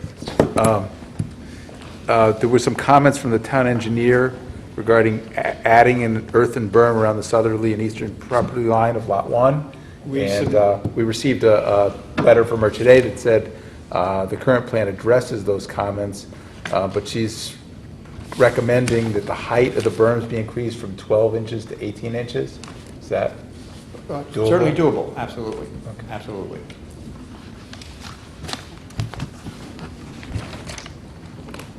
Are there any other questions for Mr. Slayback? Commissioner Parker? If I can be off the record a little bit, this is for my No. curiosity, nothing particular. Nothing's off the record. I'm on the record, but unrelated to this property. I'm just curious, when I was reviewing the materials and I looked at your photograph, I wondered, when you do the test pits, what do you do if you find Indian artifacts, pot shards or something? You call the state archaeologist. Say a prayer. Okay, thank you. Find bones? You're not going to ask him if you found any? Huh? Yeah, no, I looked at the pictures carefully. Did you see any? No. Before I But it introduce- looks like such a great opportunity. Before I introduce my next speaker, obviously there are several concerns that you have with regard to the berms and the yard drains, and even though this may not be the best time to do this, it's timely to say that if you would like to condition any approval of this application on having the berms on this site 18 inches high, we're fine with that. We intend to do it. Secondly, we'd also accept as a condition deed restricting the 5 new lots that they have to maintain and keep clear those yard drains, keep them free and clear of debris and maintain them. About 12 or 13 years ago, I represented a client who built a 13-lot subdivision in Westport on a 33-degree slope. And the people downhill,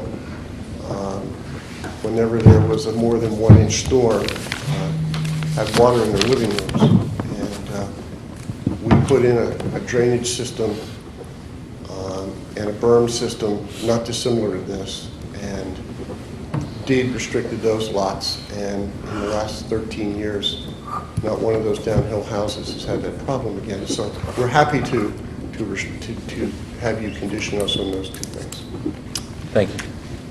Next, I'd like to introduce Michael Galante of Frederick Lee Clark Associates, one of the Mid-Atlantic and Northeast leading traffic study and consulting firms.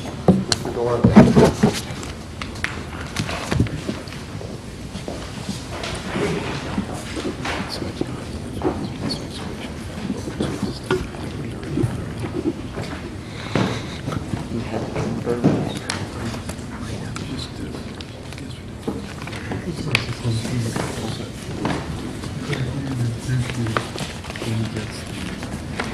Good evening, my name is Michael Galante from Frederick Clark Associates, located here in Fairfield. We prepared a report the traffic counts, accident analysis, site traffic generation, assignment of traffic, and of course the analysis that says what happens before and after, and that's the comparison we prepare. The graphics I'm showing tonight are from this report, and I'll just reference them briefly. But we conducted actual turning movement counts at the intersection of North Benson Road, at the Hanford Drive intersection, which is just north of the site frontage. Those counts were conducted during both the weekday morning and weekday afternoon peak hours, peak periods really, and we identified the peak hour volumes for both the weekday morning and the afternoon. The weekday morning was the typical 8 to 9 a.m., and the afternoon was 4:15 to 5:15 p.m. The volume in the morning and the afternoon was approximately about 1,200 vehicles two-way, a.m. and p.m., but the pattern certainly was different, where in the morning the traffic was mostly southbound, if you will, going towards the Turnpike. In the afternoon, the volume was higher in the northbound direction, coming from the Turnpike or coming from the Post Road. Volume on Hanford Drive, just for comparison purposes, was about 30 vehicles, both AM and PM. Next step was to expand the volumes to a future year. We added 2% per year, which is certainly not happening in the last few years as far as growth. And then we estimated the traffic, in this case, for 4 new homes. And in doing so, and before I do that, in addition to the manual counts, we put the automatic traffic recorder on North Benson Road for really 2 purposes. One, to collect data on an hourly and directional basis for a 1-week period. We match that data to our traffic counts. We also match this data to any available data from Connecticut DOT, since this is a state highway. It's Route 135. The patterns here in the green is the top line, which you may not see the color, but the peaks are again in the AM and the PM again, and those are the time periods that we actually analyzed, the peak periods as far as the volume on North Benson Road. Daily volume is about almost 13,000 vehicles on this road. This is a weekday condition. Schools were certainly open when the counts were done. And the other thing we've collected at the same time was the speed of motorists traveling on North Benson Road. We do that for really one major reason in any analysis of creating, in this case, a new intersection. is the speed, which relates to intersection site distance, which is based on, in this case, we're using state standards as opposed to town standards. The posted speed limit is 35 miles per hour on North Benson Road. The speed of 85% of the traffic, or the highest of that 85% was 44 miles per hour. That means if you have 100 vehicles in a 1 hour period, 85 of those vehicles are traveling up to that speed. So the speed of 44 miles per hour is used for the site distance analysis. That means we need 500 feet of site distance, just for reference purposes. And we certainly have that site distance at this location of the new driveway, which is about 75 feet south of the Hanford Drive intersection. And that location was picked for many reasons, but that was one of the reasons to maximize site distance. Next step, as I was going into a minute ago, was the estimate of site traffic. In this case, we're generating or developing 4 new houses, even though it's a 7-lot subdivision. And using standards, typical trip generation rates, it's essentially 1 car per hour per home. Now, I know we all will say, well, everyone's house, including mine, has 2 cars or maybe more.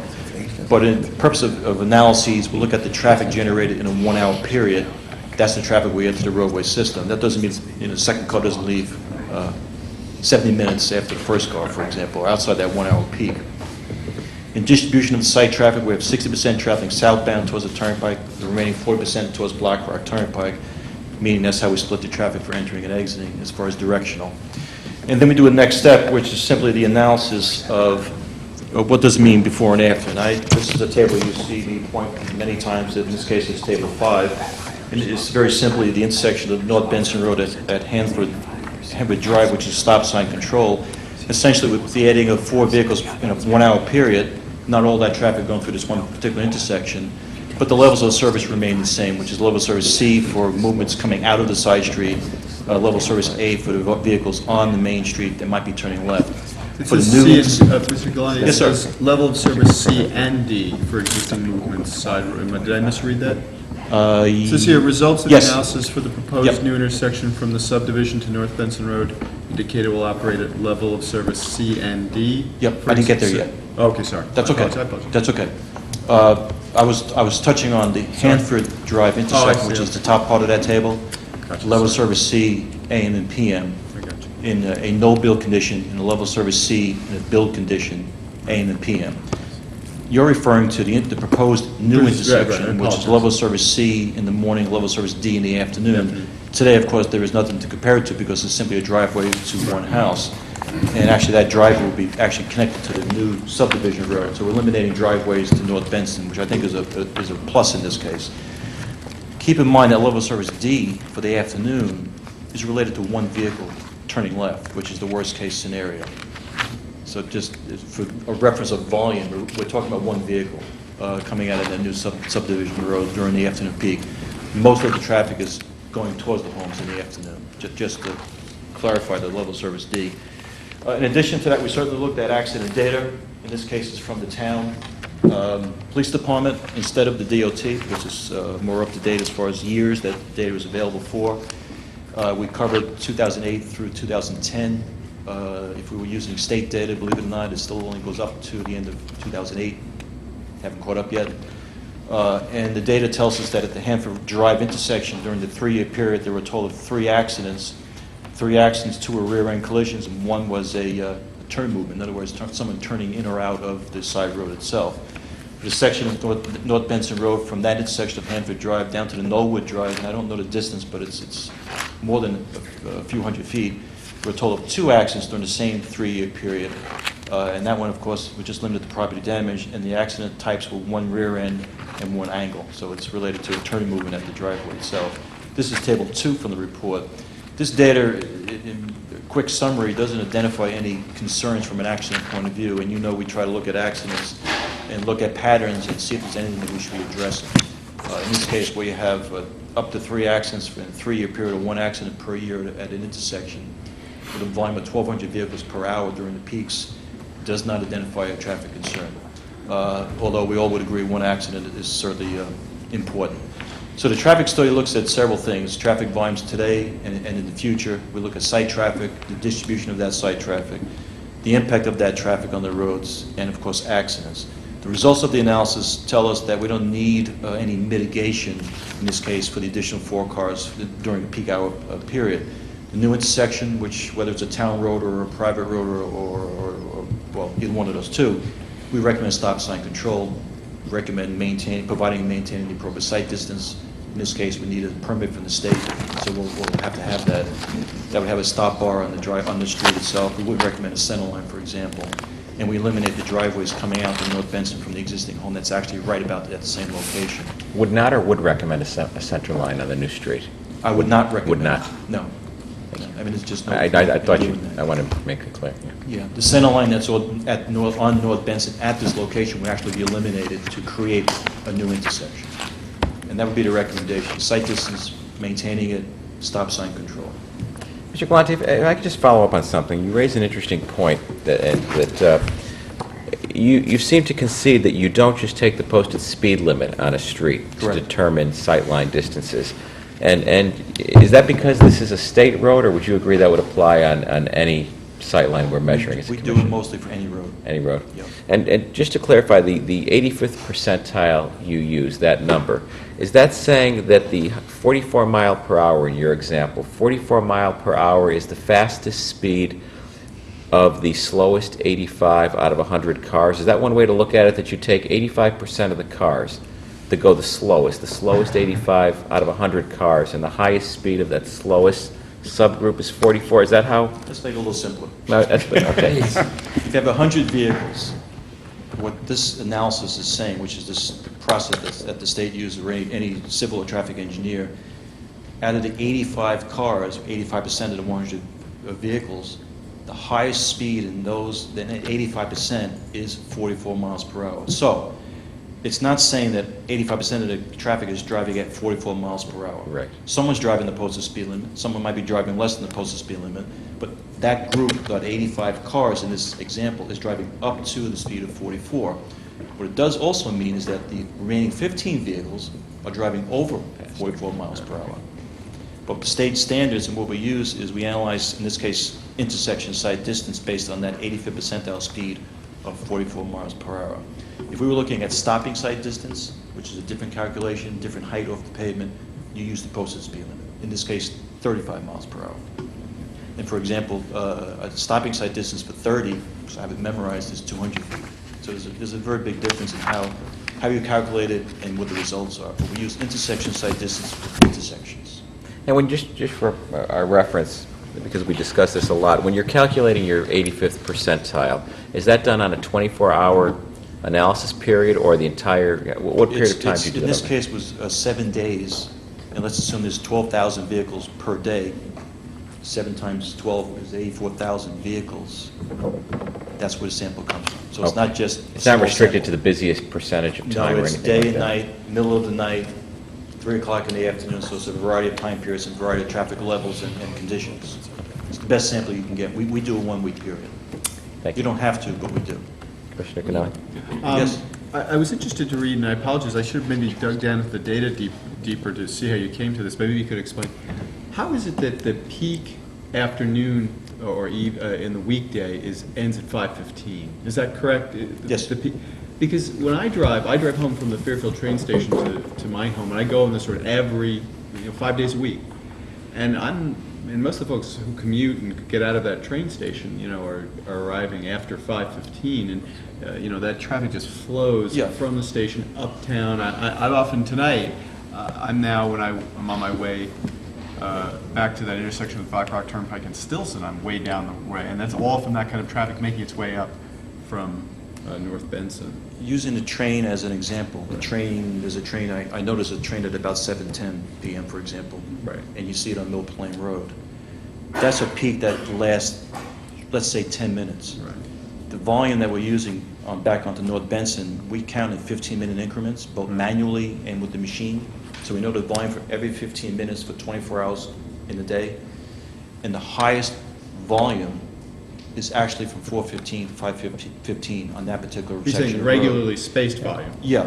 Because No, like, no, for example, no. here's what I mean. Okay. Like, for example, a 5:03 train comes in, 5:44, 6:11, 7:10, 7:11 train. So there's these kind of like You have to spikes, but I would think over the course of an hour, you're saying you have to go with what is the most in the hour. It's I see. the Right. peak, Yeah, the 4 peak consecutive volumes, highest volumes, give you the peak volume. If you look at figure 5, yeah. this is in 1 hour increments. Right. But if you go to the back of the report, it's broken down into 15-minute increments in a table format. You know, what I was starting to say with a train, for example, there's a surge within that 1 hour period. Let's say it's just one train in the 1 hour period. So it might have a peak characteristic for 10 minutes within the 60 minutes. But in the volume that I'm using for the peak hour, 4:15 to 5:15, is the peak 1 hour volume. Okay? If you go to a school, you have a 20-minute Sure. peak. Right. Okay. Absolutely. No, I mean, right. But just so we're clear, though, even the one car, the one trip that's going to be generated, for example, you're saying only one car. This intersection, this new intersection to be created, the folks who live there start with C or D at certain times of the day. They're going to start with, not particularly good service. The scales, is it A to F? A to F. So they don't start at A. They don't start at B. They start at least C or D. I wouldn't expect on North Right. Benson any side street starting at A, any street or any driveway. But in this case, in levels of service, A to D is an acceptable level of service. It's just simply a range of more delay. A, Right. like in school, things are great. Traffic engineering is no delay. B is a little bit more delay. C is a little bit more delay, and it's based on average seconds per vehicle. Right. D is still acceptable. In traffic engineering, E is, we used to call it theoretical capacity of an intersection. We don't use that anymore because now we have a level of service F, and there are no more letters after that, but the vehicle delay in seconds gets greater and greater and greater. D, for an unsignalized intersection, is certainly acceptable and fairly common, Right. actually. Now, keep in mind, in the analysis, we're looking at the peak periods. At noon or 10 o'clock at night, it might be a level of service A coming out of any side street on North Benson or Mill Plain Road or whatever street it might be. We're looking at the highest volumes. Is our historical perspective on letter grading from school, applicable? I mean, No. Right, so A is not like superb, but F is a failure? Is F an unacceptable level of service? It's long, it's termed as a longer delay, more Right. congestion. Right, so, but I mean, it's not like ABC is okay, D is, almost failing, and F is failing, right? It's the letter grade gives you a range of delay, 5 to 10 seconds, depending on where you are. It's tied to a number. Yeah. There's It's no tied to grade. numbers. There's no grade here to say, gee, this makes me uncomfortable on an icy night in February on the way home. That now I've got another intersection to drive past. But okay, let me ask you something else though. That's kind of squishy, but You said it. I would get in trouble for saying it. Yeah, and you're right. Stick to the facts. Stick to the numbers. If I could, Mr. Galante, you mentioned in your report to get that 500-foot sight line, to get that based on the 85th percentile, 44 miles an hour, that it will require removal of any vegetation of the state right-of-way, and that Yes, has to and- be maintained. Yeah, and if I could answer Right, that, because sure. the same question came up last time from maybe Sure. you or Mr. Jacobs. Right. And when that sightline was measured, we weren't exactly sure what the driveway or the street would be. Right. The actual survey by Mr. Jobs confirmed that within the right-of-way, we have that sight distance of 500 feet, and it doesn't touch that hedgerow in front of that existing house, which is the parent's house in this case. And I honestly didn't change this report, but I guess we should have took that particular sentence Oh, out. so you're saying that there will be no need to remove any vegetation? No. Mr. Barrett? I was going to ask the same question. 500 feet is the recommended sight distance. That can be achieved looking to the right? Both directions. Both directions. Yes, left and right. I mean, when you say level of service is C or D, I find, because I'm familiar with that area, and I agree with you on the peak times, because I go down there a lot to go to drive to practices and things like that. It's very difficult to make a left-hand turn from that side of North Benson Road. Yes. Especially a left-hand turn. Yes. And that's where people could get impatient and try to pull out. So you're saying that 500 feet can be achieved looking to The right. Yes, and in this case, on North Benson or any road, the provision of appropriate intersection site distance, the level surface is not going to change, but it makes it certainly easier and safer. You have Reed Street, for example. You may all know where that is. You can't see looking to your left. Yeah. You may have level surface A or F, but it's a difficult left turn to make because of the site restriction around the curve in that house that's on the corner. Right, I came up with one of those streets with my daughter when she was learning to drive. She's now a licensed driver, and she took one look at the process to make a left turn. She took a right. I said, "We're going this way." She goes, "No, I'm going this way," because of the difficulty in making a left-hand turn. So there are no trees? I seem to recall walking the site last time. There was a tree by North Benson. I had to walk around. None of those have to be removed? No. Having a tree in the site line, if you will, doesn't mean you have to remove it. You can either see behind the tree, depending where you're measuring, or in front of the tree. I'm not sure which tree you're referring to. Yeah. There is a clear sight line that gives you 500 feet. You're looking from a point at a new intersection. You used to stand up 15 feet back from the shoulder line on the travel line. 15 feet back, and then you look 500 feet down the road to the approaching lane. If you're looking to your right, looking at the approaching lane across North Benson. So the angle shifts, and that's probably the direction you're thinking of. Do we need to remove the tree as a condition of this to make it a safer intersection? Should No. we approve this? No. Mr. Galante, Table 4, site traffic generation peak hour. Yep. Yeah, help me with this. I mean, I've listened to many of these reports, and just for folks who are maybe hearing this for the first time, you have 4 single-family detached homes. A weekday morning's total trips will be 3, and weekday afternoon 4. 4 homes In a 1 hour period. in a 1 hour. 1 hour. 1 period. hour. Okay. Not a peak period. I see. 1 Now, hour peak period. total. So it's not like 2 hours. Just so 3 cars on average will do that if you have 4 units. The second hour in the morning, for example, may have another 4 vehicles. Right. Right. Okay?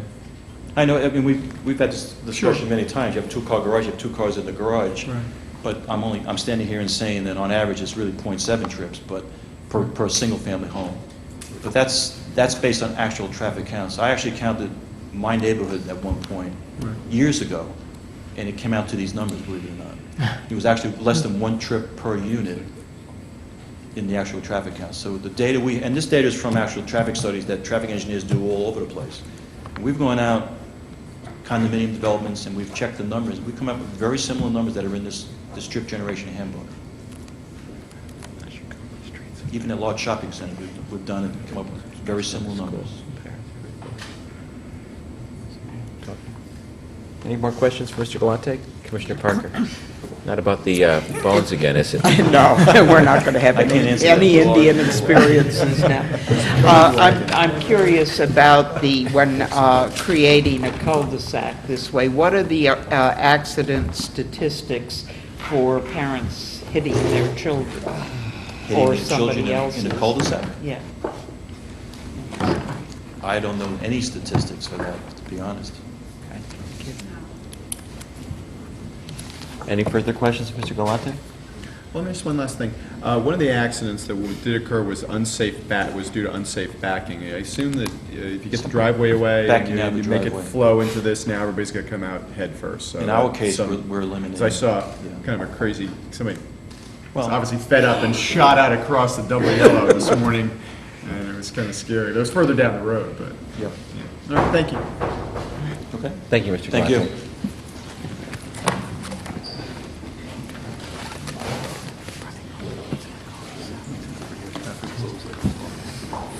Our next presenter is Earl Govan of Blaze Govan's Landscape Architects.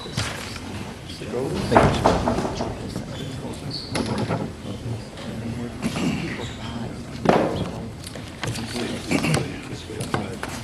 My name is Earl Govan. I'm a landscape architect with Blades & Govan on Thorpe Street in Fairfield. The applicant retained our firm to assist in the development of the site plan, review the grading, in an effort to save some of the significant vegetation on the site. What you're looking at is an existing conditions plan with the majority of the plant material in the middle lot planted by the Papinis over a number of years. What you can see in the pattern here is that much of the material is on the perimeter of the site or along the lot lines. The Papinis asked me to look at how this development might work and still save as much of that vegetation, being sensitive to the neighbors, being sensitive to the fact that their parents planted most of the material, and in an effort to try to create a plan that was sensitive to the vegetation, which is a little unique in a subdivision application. We don't get involved in too many of those.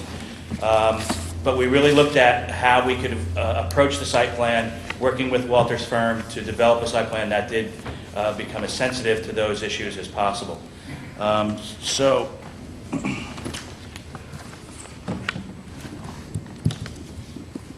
Sorry, my high-tech presentation. The second plan here is the subdivision plan with building lots, the cul-de-sac, and the impact that has on the vegetation.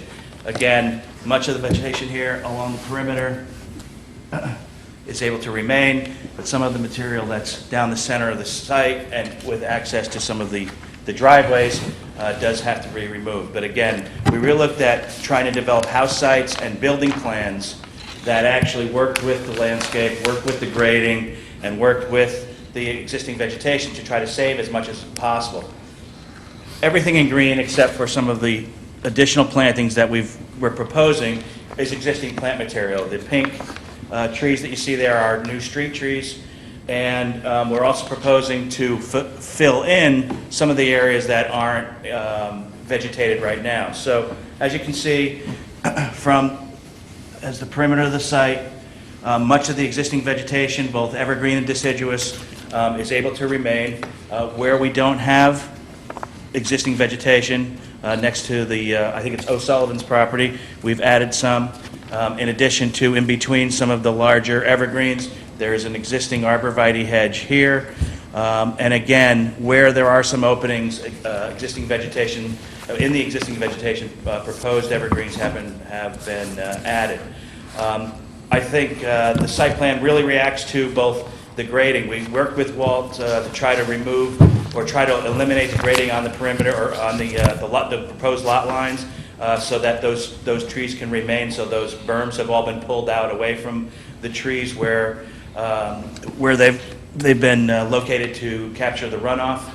Much of the existing vegetation between the existing barn and between the existing buildings has been maintained, and where we could get a couple of houses to avoid that existing vegetation. So, the effort here was really to maintain the character of the site, to ensure that the houses that were designed would be in character with the neighborhood, not overly large, not McMansions by any stretch of the imagination. They meet the zoning code. They are 2,500 to 3,500 square feet depending on the lot.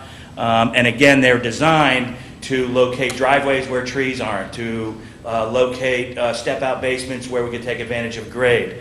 And just to kind of give you a character of one of the lots, it's a very colonial character. The driveway leads to a garage in the front, 2.5-story building with maybe some attic space, with some space over the garage, but that typical floor footprint is about 3,200 square feet, well within the size limited by the zoning code. That's really the presentation I have, and I'd be happy to take any questions on some of the landscaping issues and screening. Should go over on this drawing. Last time we were here, I think there was some question regarding this lot, I believe, one of these two houses, and what was on the perimeter between the two of them. Do you recall that, or have you been... Is it a swimming pool, or? No, I think it was about what bushes you were putting, deciduous versus evergreens versus a slope issue or something like that. What is between these? What is in this area now? What are you proposing? This is a proposed hedge. This is a existing arborvitae hedge. These are existing large pines. So there are some existing large, mostly pine, some spruce. In this corner here, where the existing house is, there isn't a lot of screening in between. So it's proposed that we would do that, as similar to what we've looked at back in this area. There's an existing hedgerow right in here. There's an existing hedgerow here, as well as here. But Over the years, they're big trees, so where there is a gap, maybe from the ground plane up 10 or 15 feet, the idea is to supplement that with additional evergreen outside of that drip line where possible. And what kind of a cut and fill is going to be made on this site? And how will that affect the neighbors that are surrounding it now, the view out the backyard, for instance? How will that change because of... Many of the sites have, and the grading is on here, but there's some minor grading in here. The beauty of many of these houses is that, especially, say, I think it's lot 5, the back steps out at the lower level. So you're basically putting the house on grade, and the only grading that's associated with it is basically the grading around the foundation. So there is no grading that goes out 10 or 15 feet. There is some grading along the perimeter of these 2 lots that's designed only to capture the runoff. So it's not altering the site to the point where we need to alter the grades. We're altering it to do the belt and suspenders in terms of the stormwater management. So the majority of the grading is really behind lot number 4, which is really just sloping out because there is not such a big grade change in the back. It's coming out at the first floor elevation. So there's some minor filling, but by the time you get 15, 20 feet away from the building, there is no more grading involved with the actual house installation. It's just really the stormwater management, which is minor grading, 18 inches berm. It's really minor in the overall scheme of the site. It actually works very nicely. The road is a gentle curve coming down, or a gentle slope. The driveways all pitch out. They don't pitch back to the garage. And again, it's really relatively minor grading. And then we have taken advantage of some of the existing grades with the step-out basements. Several of the trees here, you're going to try to save. This tree, it looks like some stuff here. Will they be able to survive the construction, specifically the fact that you're putting in a road and some solid pavement driveways? Is that going to give them enough water to survive? Typically, we'd like to stay away from the drip line. There's some pretty big trees, and as you can see, we're pretty far away. We've actually, in the recent design with some of the stormwater issues, there was a tree located here. We've decided to take that out and put a new one in. But most of the trees are back behind enough. With care, you certainly can save trees. And again, you like to try to stay away from the drip line, which is the feeder root for the tree. Are there any other questions of Mr. Govan? Hearing none, thank you. Thank you.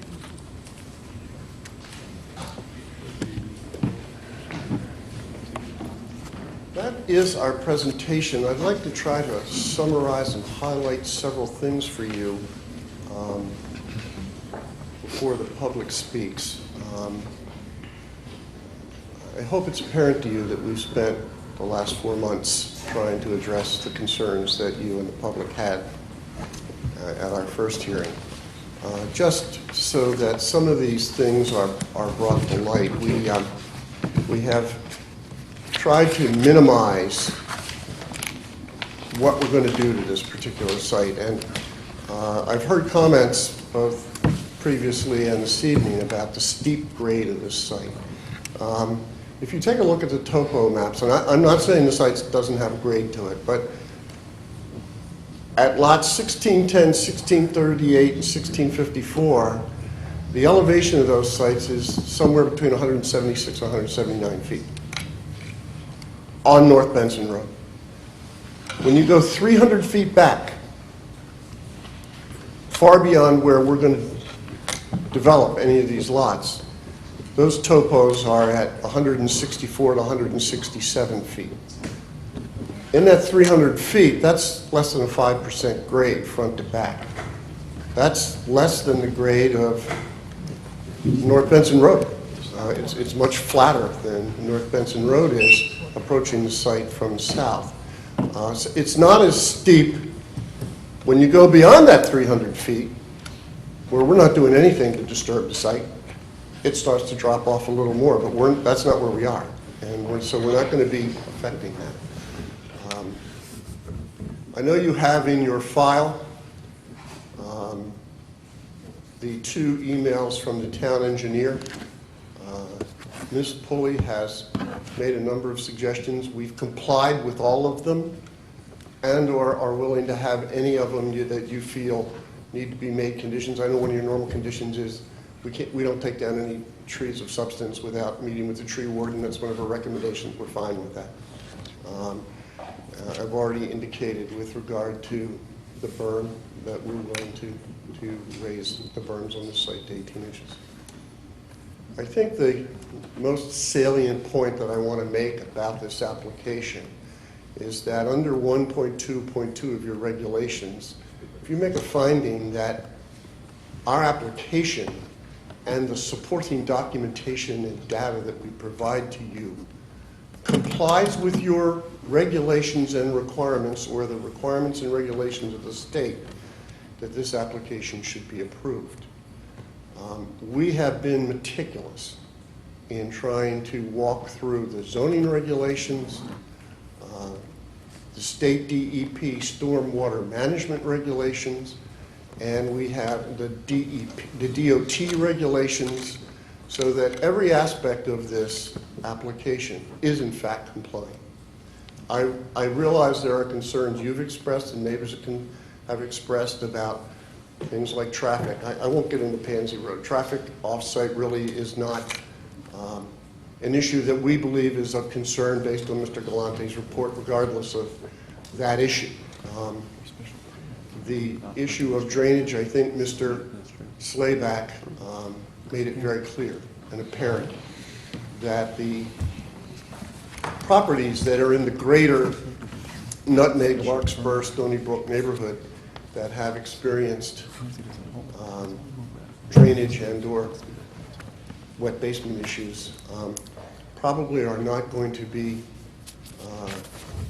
positively affected by what we do, but they clearly will not be negatively affected. We are going to take a significant amount of surface and groundwater that is currently entering into the neighborhood and detain it and discharge it into the town storm drain system with a system that could be defined clearly as overkill. It's much more of a system than would normally be done, but we're sensitive to the concerns that you and the neighbors have expressed.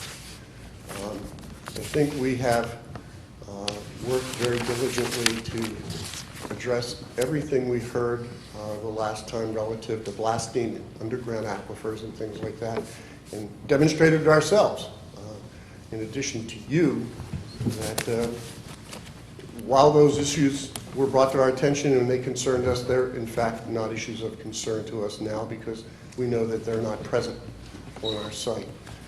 For the reasons that I've stated and you've heard from our experts, I think we have an application that fully complies with your subdivision and zoning regulations. Every lot is compliant. The road is compliant. Our drainage treatment is compliant. And for those reasons, I would urge you to approve this application. And we still will Commissioner Barrett's then I reserve the right to rebut. Absolutely. Commissioner Barrett's then Commissioner. Mr. Miller, I'm sorry, I wasn't here for the first application. I want to get this on the record, not necessarily rebuttal, but just since this is for more than 5 lots, it's for 7 lots, I believe that there's an open space requirement. So could you talk about the fee in lieu of open space? I just didn't see that here. Have we agreed to anything? Is there anything proposed? Yes, there was an application made to this commission back in February where we set aside and dedicated the required square footage for open space. Conservation recommended that it not be accepted for that purpose as not being fit or proper or accessible or appropriate. This commission voted not to accept it, and I believe there was a fee in lieu of a land donation that was recommended in the mid $50,000 range. I think, quite frankly, Do we have an appraisal? We usually go to the tax assessor. the for tax, that. the Do we have tax numbers? assessor in the town appraised the site and I think recommended $56,000 as the number. Okay. That's my recollection, but that recommendation is of record and in the hands of the staff. Okay. And my clients have accepted that. That was a precondition of following this application. Okay, I just want to make sure it's on the record of this application. Sure. So that happened prior to everything. I vaguely remember that was 8 months ago that we did take the advice of conservation and accept the fee. So, okay, thank you, Mr. Miller. Thank you for your question. Thank you. Commissioner Canale? Question for council. Council, you just raised the specter of pansy regarding this application. But just let's be clear for the record. Pansy holds in cases in which the commission acts in its administrative capacity, but you are requesting, would be making administrative approval. And therefore, in those situations, I could build a skyscraper, and if it was zoned for a skyscraper, it wouldn't matter under Pansy because off-site traffic doesn't apply. But your client is applying, is making an application for a special permit. This isn't an administrative approval. So Pansy isn't, and off-site traffic issues are not moot here. Are we correct? Well, no, you're wrong. Why is that? The special permit application is only because we anticipate using more than 250 cubic yards of fill. There are two applications before you. One is a re-subdivision application, which is an administrative. That is administrative, but you still have to get the approval for the special permit. Just for the fill. It's section 24, not 24. Under section 24. Quite frankly, under section 24.4, there are a list of things that are exempt and accepted from having to get a fill permit. And the fourth one of those exceptions is the completion of a subdivision approved by this commission. I'm not sure we need this special permit, but we wanted to make sure we crossed our T's and dotted our I's and fully disclosed to you everything we're doing. We're going to be using about 300 cubic yards of fill in addition to a couple of hundred cubic yards of basement excavation fill that will be graded around the foundations. But it's a de minimis amount of grading, but we thought we should apply for that. But my comment to Pansy, I believe, is relevant, and I think it's appropriate under the subdivision approval process under 1.2.2. Thank you. One issue that came up last time that we frequently ask applicants surrounds permission to go on the site. And last time you did allow us to go on the site if we wanted to walk it, although I think you asked us to not go onto a certain lot, walk on from a different lot and then double back, I believe, because if someone was living there, I think. Again, do you have any objection to the commissioners between now and the time we vote going on the site to take a walkthrough? Yes, you're more than welcome. The site is open to any and all of you whenever you want to go there. Is there one of the houses you didn't want us to park in the driveway? There's an elderly person there or something, I believe. That was an issue. The middle house at 1638, pardon me, my client, Brian and Mark Papini's father, is partially disabled and lives in that house. And there are occasions when he will need to vacate the house. And it would be preferable if you didn't park in that driveway. But if you give us notice that you're coming, we can protect ourselves in that regard. We're happy to have you come whenever you want. And if you want any of our consultants to be present because you have very specific questions about a certain aspect of it, we'd be happy to make them available to you as well. There was a question raised about a tree that may or may not affect the sight line. I thought Mr. Galante gave a very clear explanation of why you're looking north and you're looking diagonally across the southbound to the southbound lane so that it's not in the sight line. But if upon your physical examination of the site, any of you are disquieted by the hedge or the tree that have been talked about previously, we're happy to remove them. We just don't want to remove any trees or hedges, any vegetation if we don't have to. Well, here's a question.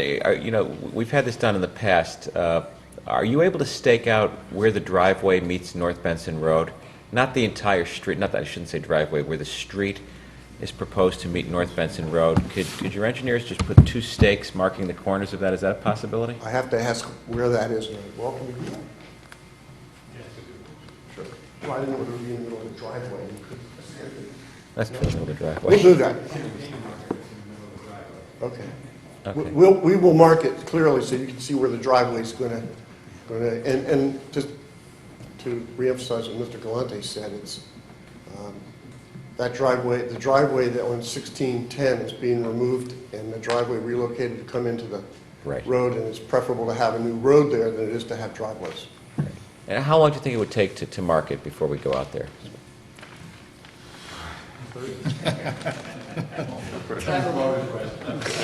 I have to check with my survey manager by Friday. I'm just told by Friday.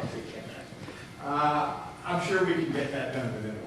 A week, okay, that's fair enough. I will ask Mr. Job's project manager to call me, and I will notify Mr. Wen and Mr. Devantra That'd be perfect. that it is marked. Thank you. You're welcome. Anything further? further, Mr.? Yes, Commissioner Canali. You have site control of the whole area. Is there going to be any changes made at all to the existing homes that are on the site? Or they'll remain basically how they are now? I mean, you'll simply work with you'll tear down the one home and then you'll work on the site from there? They're not going to tear them down and build new houses. Right.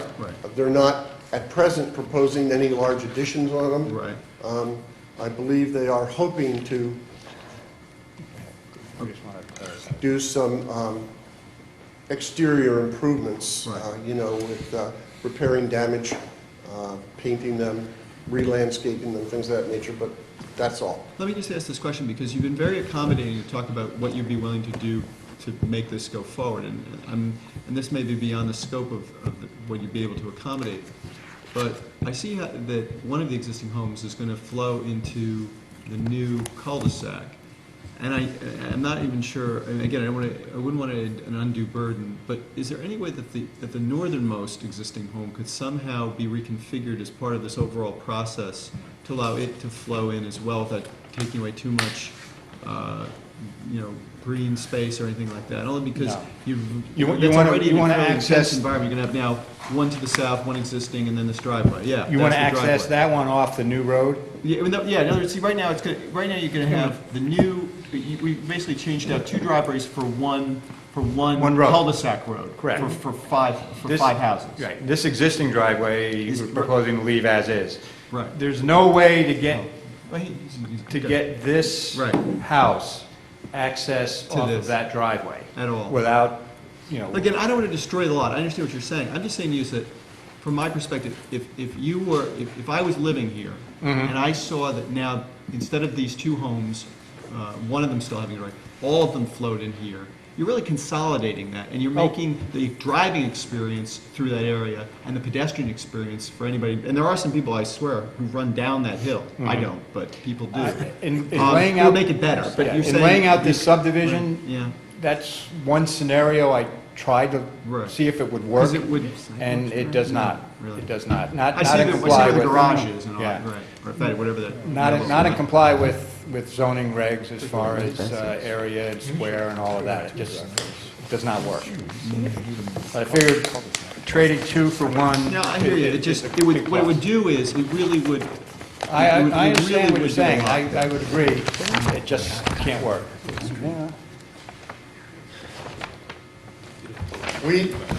I'll speak for Walt. We, at one point in time, contemplated tearing down all the houses. Right. And seeing if we couldn't steer things around. It really doesn't work. I understand.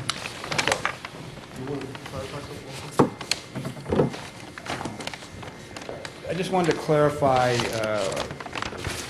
the question if there's any work going to be done to the two existing houses. There is a bay window on this north house that is going to be removed and replaced with basically a flat window to enable this house to comply with the zoning setbacks. Oh, I see. And that's the only thing. And again, that can be done, there's no structural damage or anything else. It takes the bay window out, you put in a flat picture window, and it now complies with the zoning setback. That's the only thing that we have to do. And that's a very easy fix. Could you just show us where the sidewalks are? I'm not seeing them in the drawings. We should have sidewalks on the subdivision and on North Benson, I believe, correct? The sidewalks here will be, It's on map 1-5. 1-5? 105. Site plan. Yeah. sidewalks here will run parallel and around the road. Along here, where the right-of-way is 50 feet wide and the pavement is, I think, 26, from the curb to the sidewalk, we'll have a grass snow shelf. And then there'll be a 4-foot walk that'll run along the edge of the right-of-way line, around the whole road. And then, put my glasses on. You're continuing it on North Benson, correct? And then they come up North Benson here and tie into that. And are they going to be the same on North Benson with the grass strip by the road, or are you coming straight out to the pavement with them on North Benson? No, they will have that snow shelf between the edge of the pavement and the sidewalk. And the width up there is what is your width on most of the sidewalks? On those walks, they're 4 feet. That's standard. 5 feet according to Safe Schools. Safe Schools did a whole study, major study on sidewalks, Safe School Initiative, and they came up with 5 feet. And that's pretty close to some schools.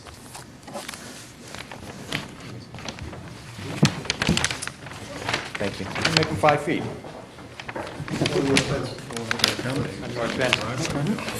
We can make them 5 feet on North Benson. We can make them 5 feet interior as well, but I don't know that they need to be 5 feet inside the also. But I'll leave that up to you when you discuss it. I think we'll discuss that later. Sure. It's a good discussion for our commission. Thank you for the offer. Thank you, Mr. Miller, Attorney Miller. At this time, we will go to public comment.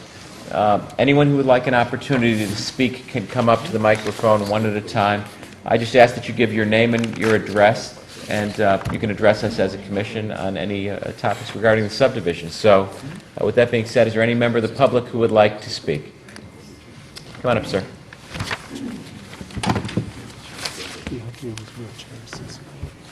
My name is Greg O'Sullivan. I live at 1590 North Benson Road, and I've been there for 26 years.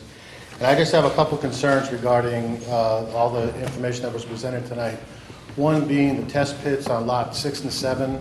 And I went down to Town Hall yesterday and during the week and looked at the pictures that they had and read their reports. And the test pits for lot 6 and 7 do not look like 9 or 10 feet, which leads me to believe possibly that there is, either some kind of ledge that they hit there or they stopped and didn't continue. And it would have been nice if they had stuck like a depth stick or measurement stick in there to actually, verify the depth of the test pits. And if these houses are going to require basements, most basements, are 8 feet deep. How are they going to, if there is any ledge there? And the only reason I'm bringing up ledge is because I endured all the blasting that occurred across the street at Maylands subdivision for a year and a half, and most of the stuff, the blasting mats, the stuff that it didn't contain, did rain over, across the street into my front and backyards. And again, you'll probably hear from a few people who live on Larkspur that, when there was some work done over there, the builders did hit ledge, they did blast, did cause water problems. Another concern that I have is, let's see. Well, the drainage trench that they have to get the drainage from their cul-de-sac to North Benson Road, for the gravity purposes, requires them digging down, close to 18, 19 feet, which is extraordinarily deep for a storm sewer.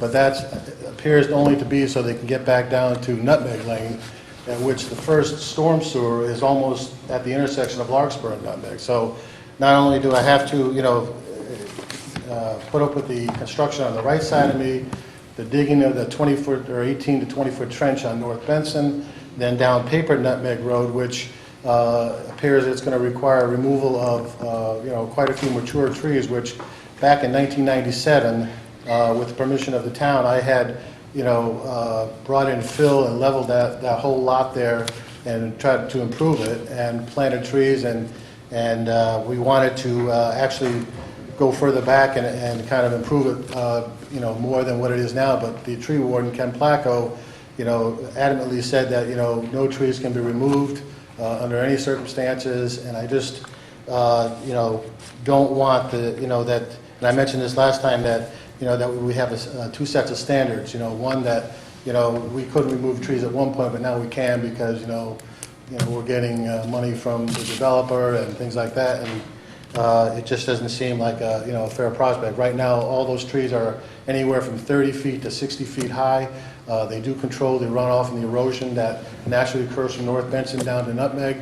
And if you're more than welcome to park in my driveway. at 1590 if you want to go down and look at their property, but you can also walk the paper nutmeg lane, and in the back you can see where it wasn't improved, how much erosion is there. And to take out those trees that are there now and possibly replant with, 20-foot trees is not going to solve the continued erosion problem. And I don't know, I just don't think that we have any guarantees as far as assurances as far as that all this is going to be built according to the specifications that they have regarding drainage.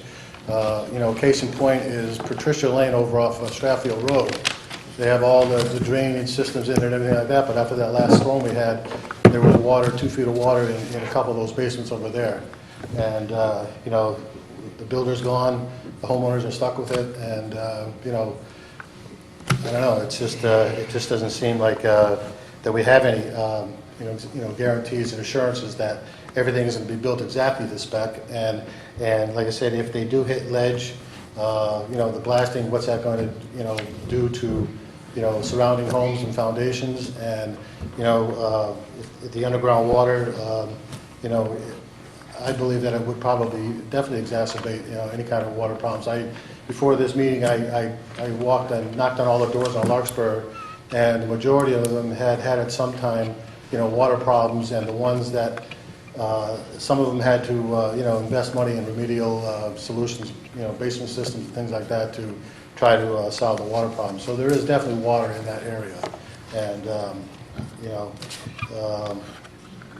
just as another thing, as far as the assurances and guarantees, as far as following on the property right now is a swimming pool that I know that the blightant officer has been notified many times and has contacted the owners as far as fixing the fences. Right now, it's a safety issue for not only kids as an attractive nuisance, but also for wildlife. There are deer that still travel back and forth, traverse that area, and all the notices and requests for fixing the fence around the pool and the standing water have all been pretty much blatantly ignored. And so that just kind of shows me that there really is not a big compliance or concern to town ordinances and requests as far as making the property safe and things like that. So during this whole construction process, which probably who knows how long it'll take, a year, 2 years, I don't know, but that's a long time. I live right I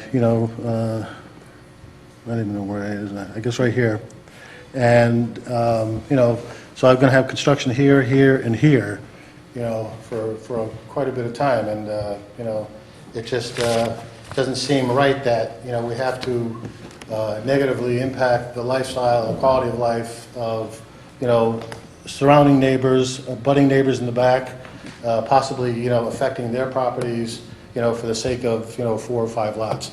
There's 3 houses here now. They say they want to live here. There's 3 houses. There's your 3 houses. And I mean, another point would be, instead of the open space, why couldn't they just make the lots bigger and put fewer houses? And so anyhow, that's my thank you. Thank you, Mr. O'Sullivan. Sir?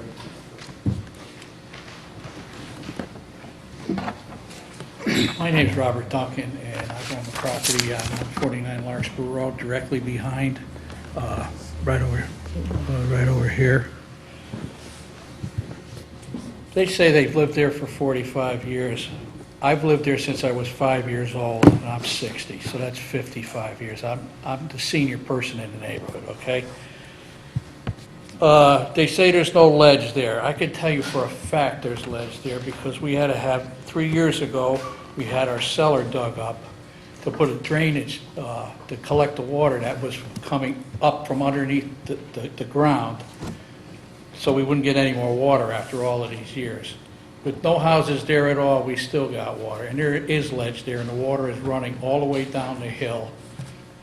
I would say 3 houses down the street, at least that I know of, okay, that had water problems. I don't know much about this drilling hole stuff and finding water and whatnot, but it just seems to me that if you're living at the top of the hill and you're digging a hole 9 feet down looking for water, and there's a grade that goes down, it's like putting a hose on top of the car. The water runs downhill. So there's no water on the top of the hill. The water runs down the hill. Let's see.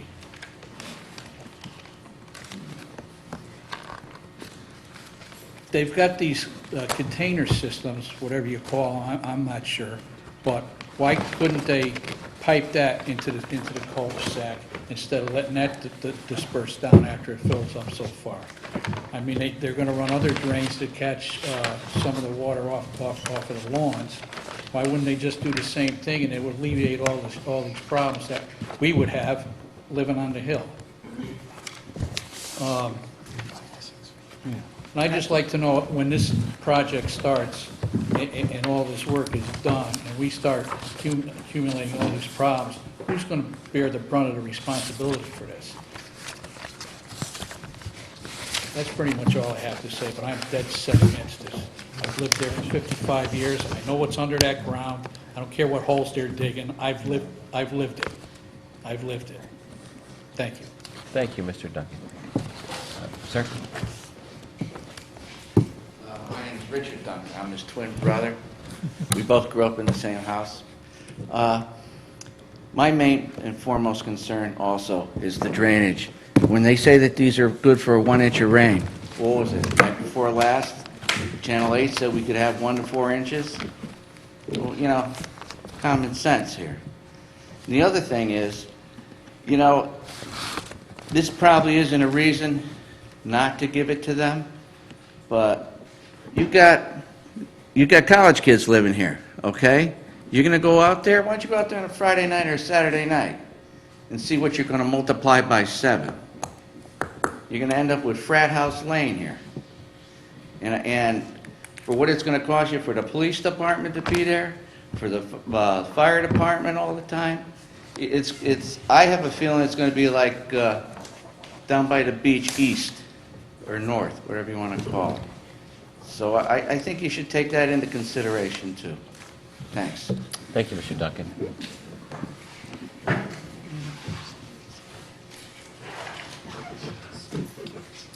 Hi, I'm Maureen Seiler. I live 26 Nutmeg Lane, which is down here. May I remove this? The other picture is so much clearer. Hey, Mr. Miller, that's no problem. Can I do that? You can move your drawings.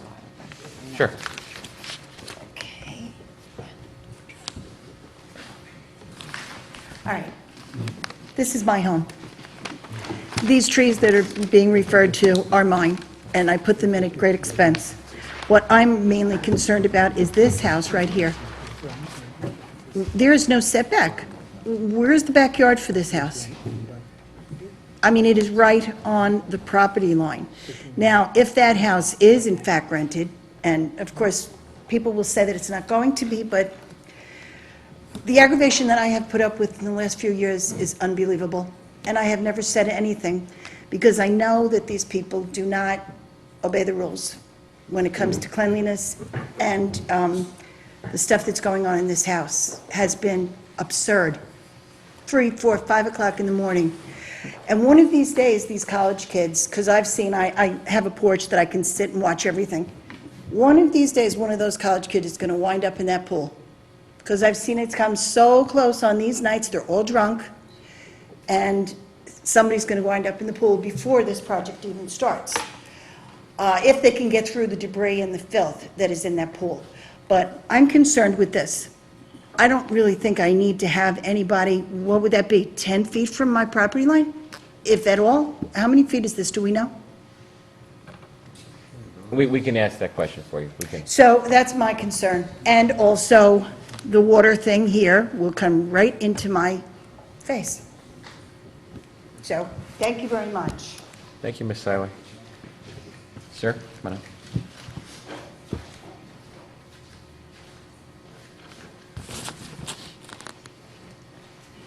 Good evening, Commissioners.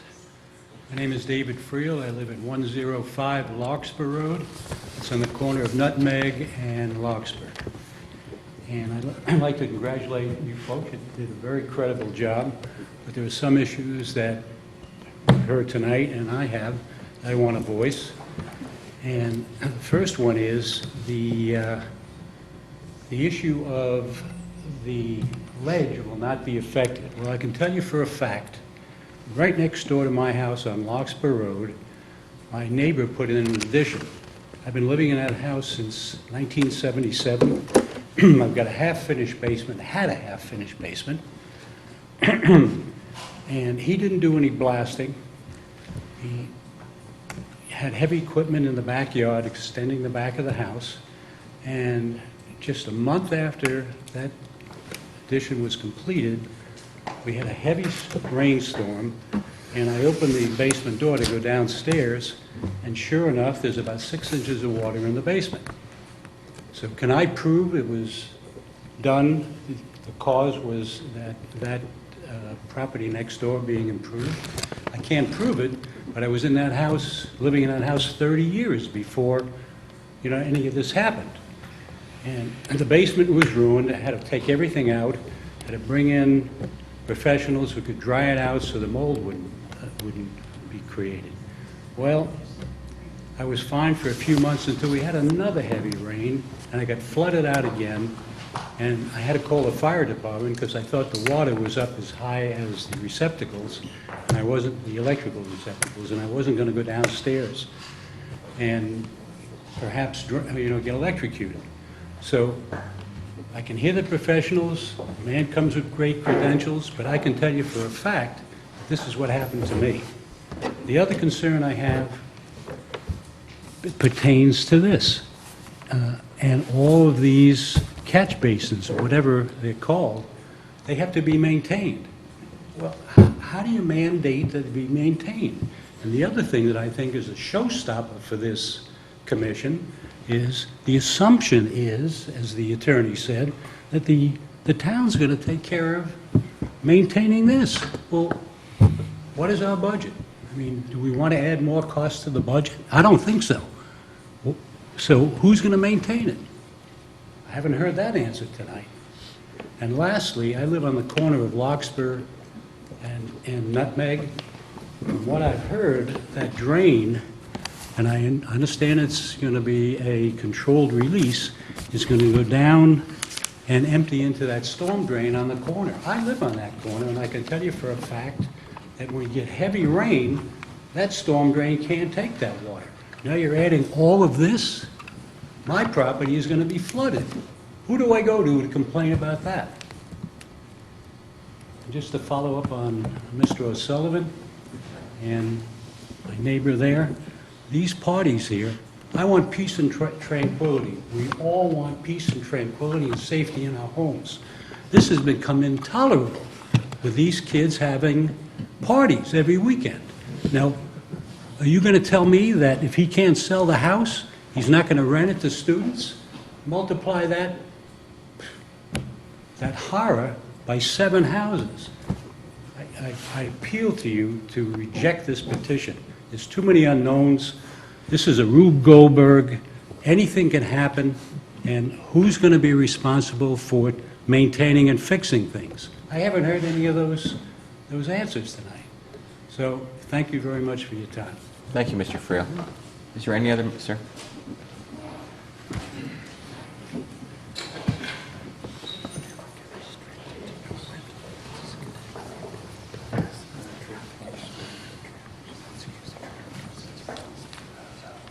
Good evening.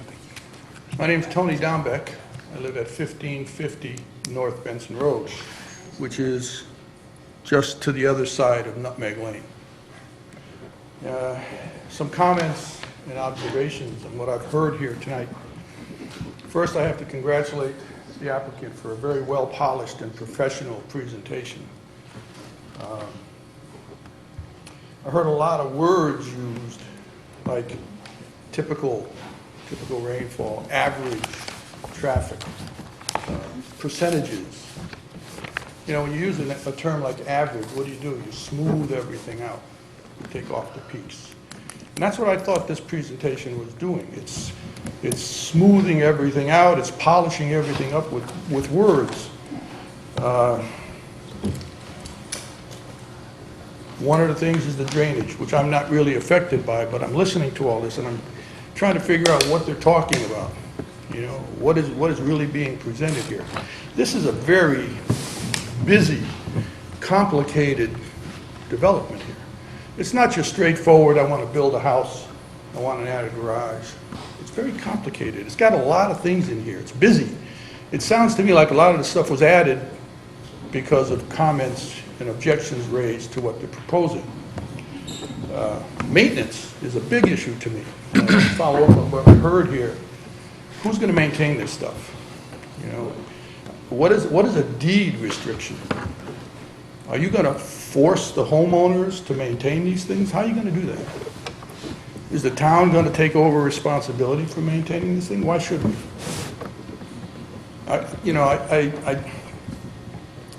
It's high-tech stuff, you know, and it probably works. Maybe, I don't know. But will it work 10 years down the road? I'm not sure. I've seen some developments around the neighborhood, and I said to myself, you know, who's going to maintain this? Who's going to be here 10 years down the road to enforce whatever restrictions or agreements are made here?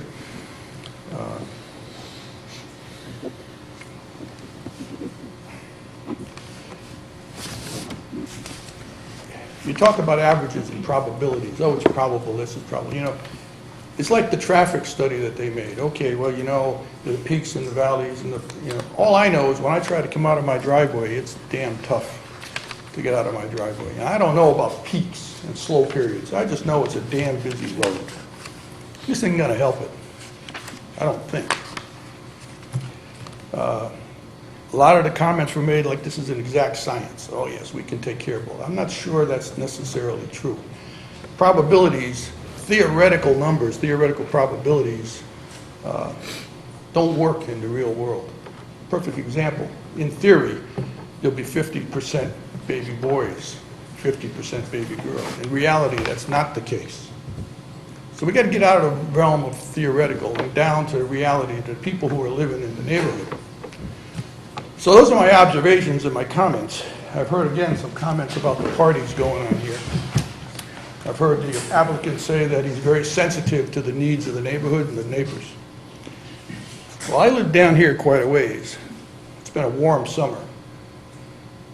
I can hear everything that goes on at that house. I can go out there on a Saturday morning and see the cars parked on the lawn, Greg's lawn. You know, that's not sensitivity. That doesn't convince me that this applicant is really concerned about the welfare of the neighborhood. Why isn't something being done about that? We have rules in town. They're not being enforced. Why would I expect that any of these restrictions are going to be enforced?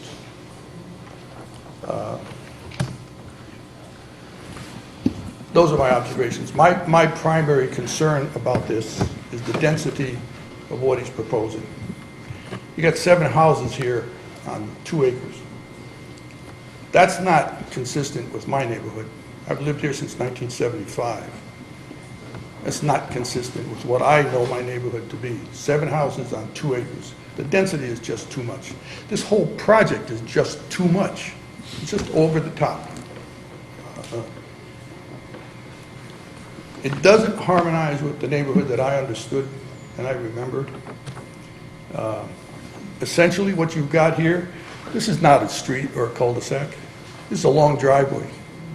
That's all this is. It's a long driveway for backlot construction, which I think is prohibited in the zoning. That's what this is. If you really wanted to improve it, I'd have no problem at all.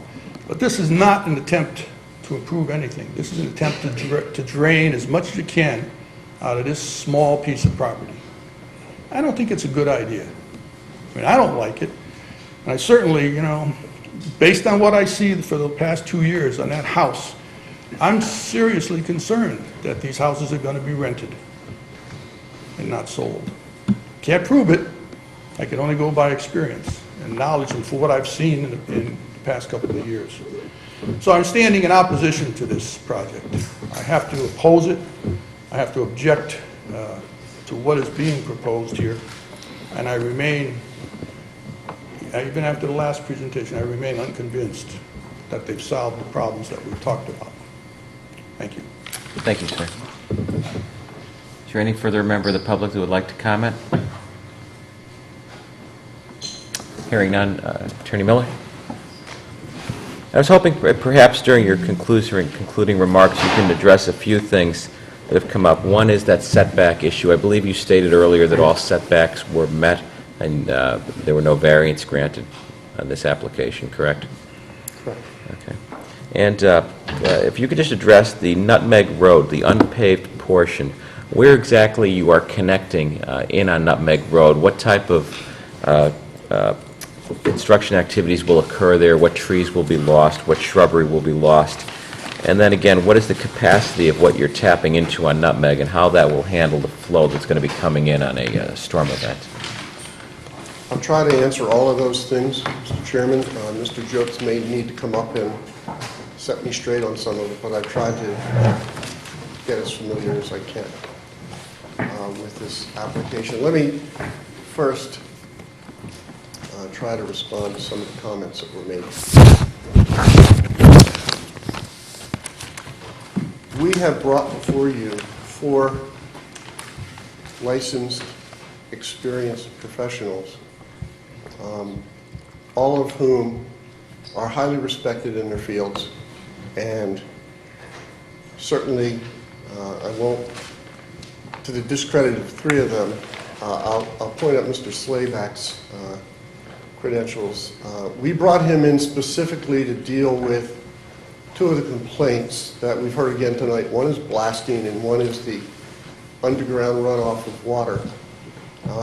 I don't particularly, sometimes it's not as easy to take the high road as one would like. I don't particularly care what a neighbor thinks he saw in a picture. I have a gentleman with 50 years experience who's licensed in 23 states and is the former president of the American Society of Geologists, who went out there and saw 5 10-foot deep test pits in the site locations where the 5 new houses were built, and there's no ledge, and he stated to you categorically, no blasting. I've heard no technical or expert opinion to contradict that.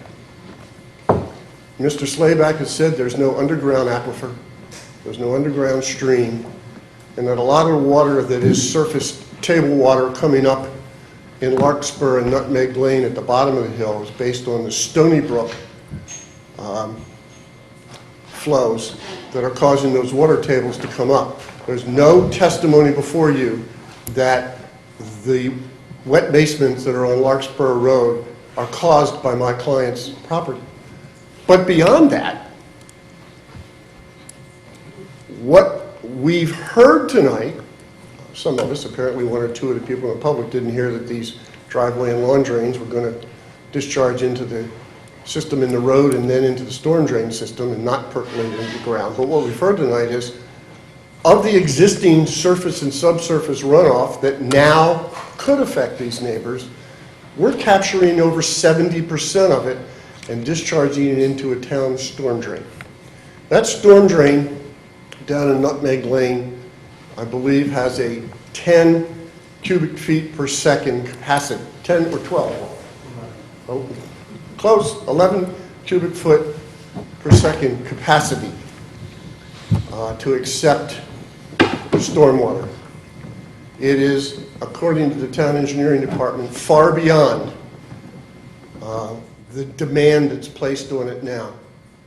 The storm drain that we're going to tie into that in a 25-year storm will put less than 2 cubic feet per second into the system, which by the town engineer's report and by Mr. Jope's report is fully and easily accommodated. Our storm drain system is not going down 19 feet coming out of this private road. It's coming out less than 15 feet. It's gravity fed. It'll go south in North Benson Road, and then it'll go east in the Paper Road in Nutmeg Lane. At present, there's 1 tree that may be at risk. We're working to see that it's not at risk. Very little of the vegetation that's in there is at risk, and we will be obligated to restore the site once we do that excavation. As far as the houses that are on the southerly side of this subdivision, they all meet the zoning setback laws. The closest any house can be to Mr. O'Sullivan or Ms. Seiler or any of those homes is 15 feet from the side yard. And we're not that close on any of them. And we've added to the site not only vegetation, but we've now added an 18-inch high L-shaped berm to wrap around to make sure that neither of those properties are adversely affected by any of these conditions.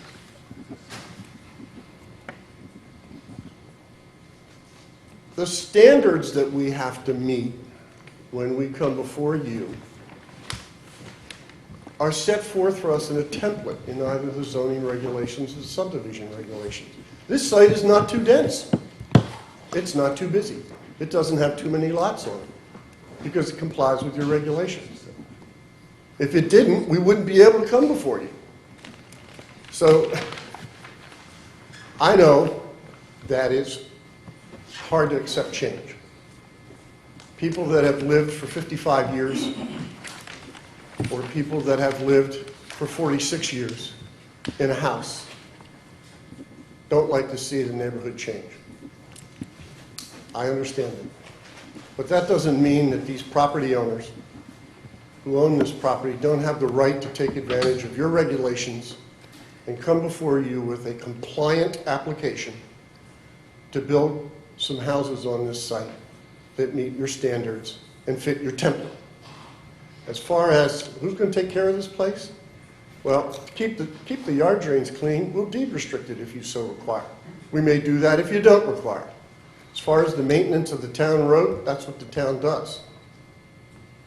If we build 5 new 3,200 square foot houses that will be selling today's market in the $700,000 to $750,000 range, right. Do the math. Hold on one second, Mr. Miller. I'm sorry? Hold on one second. We have to change the tape. Sorry. Almost made it.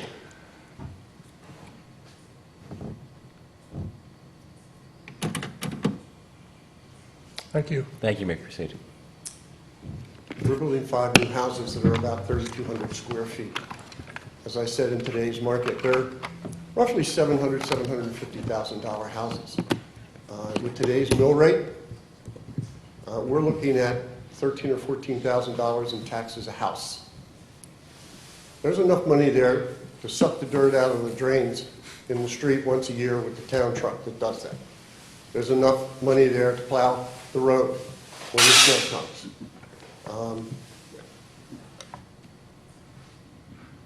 I don't think that this commission can or should take into consideration who lives in the houses today or tomorrow.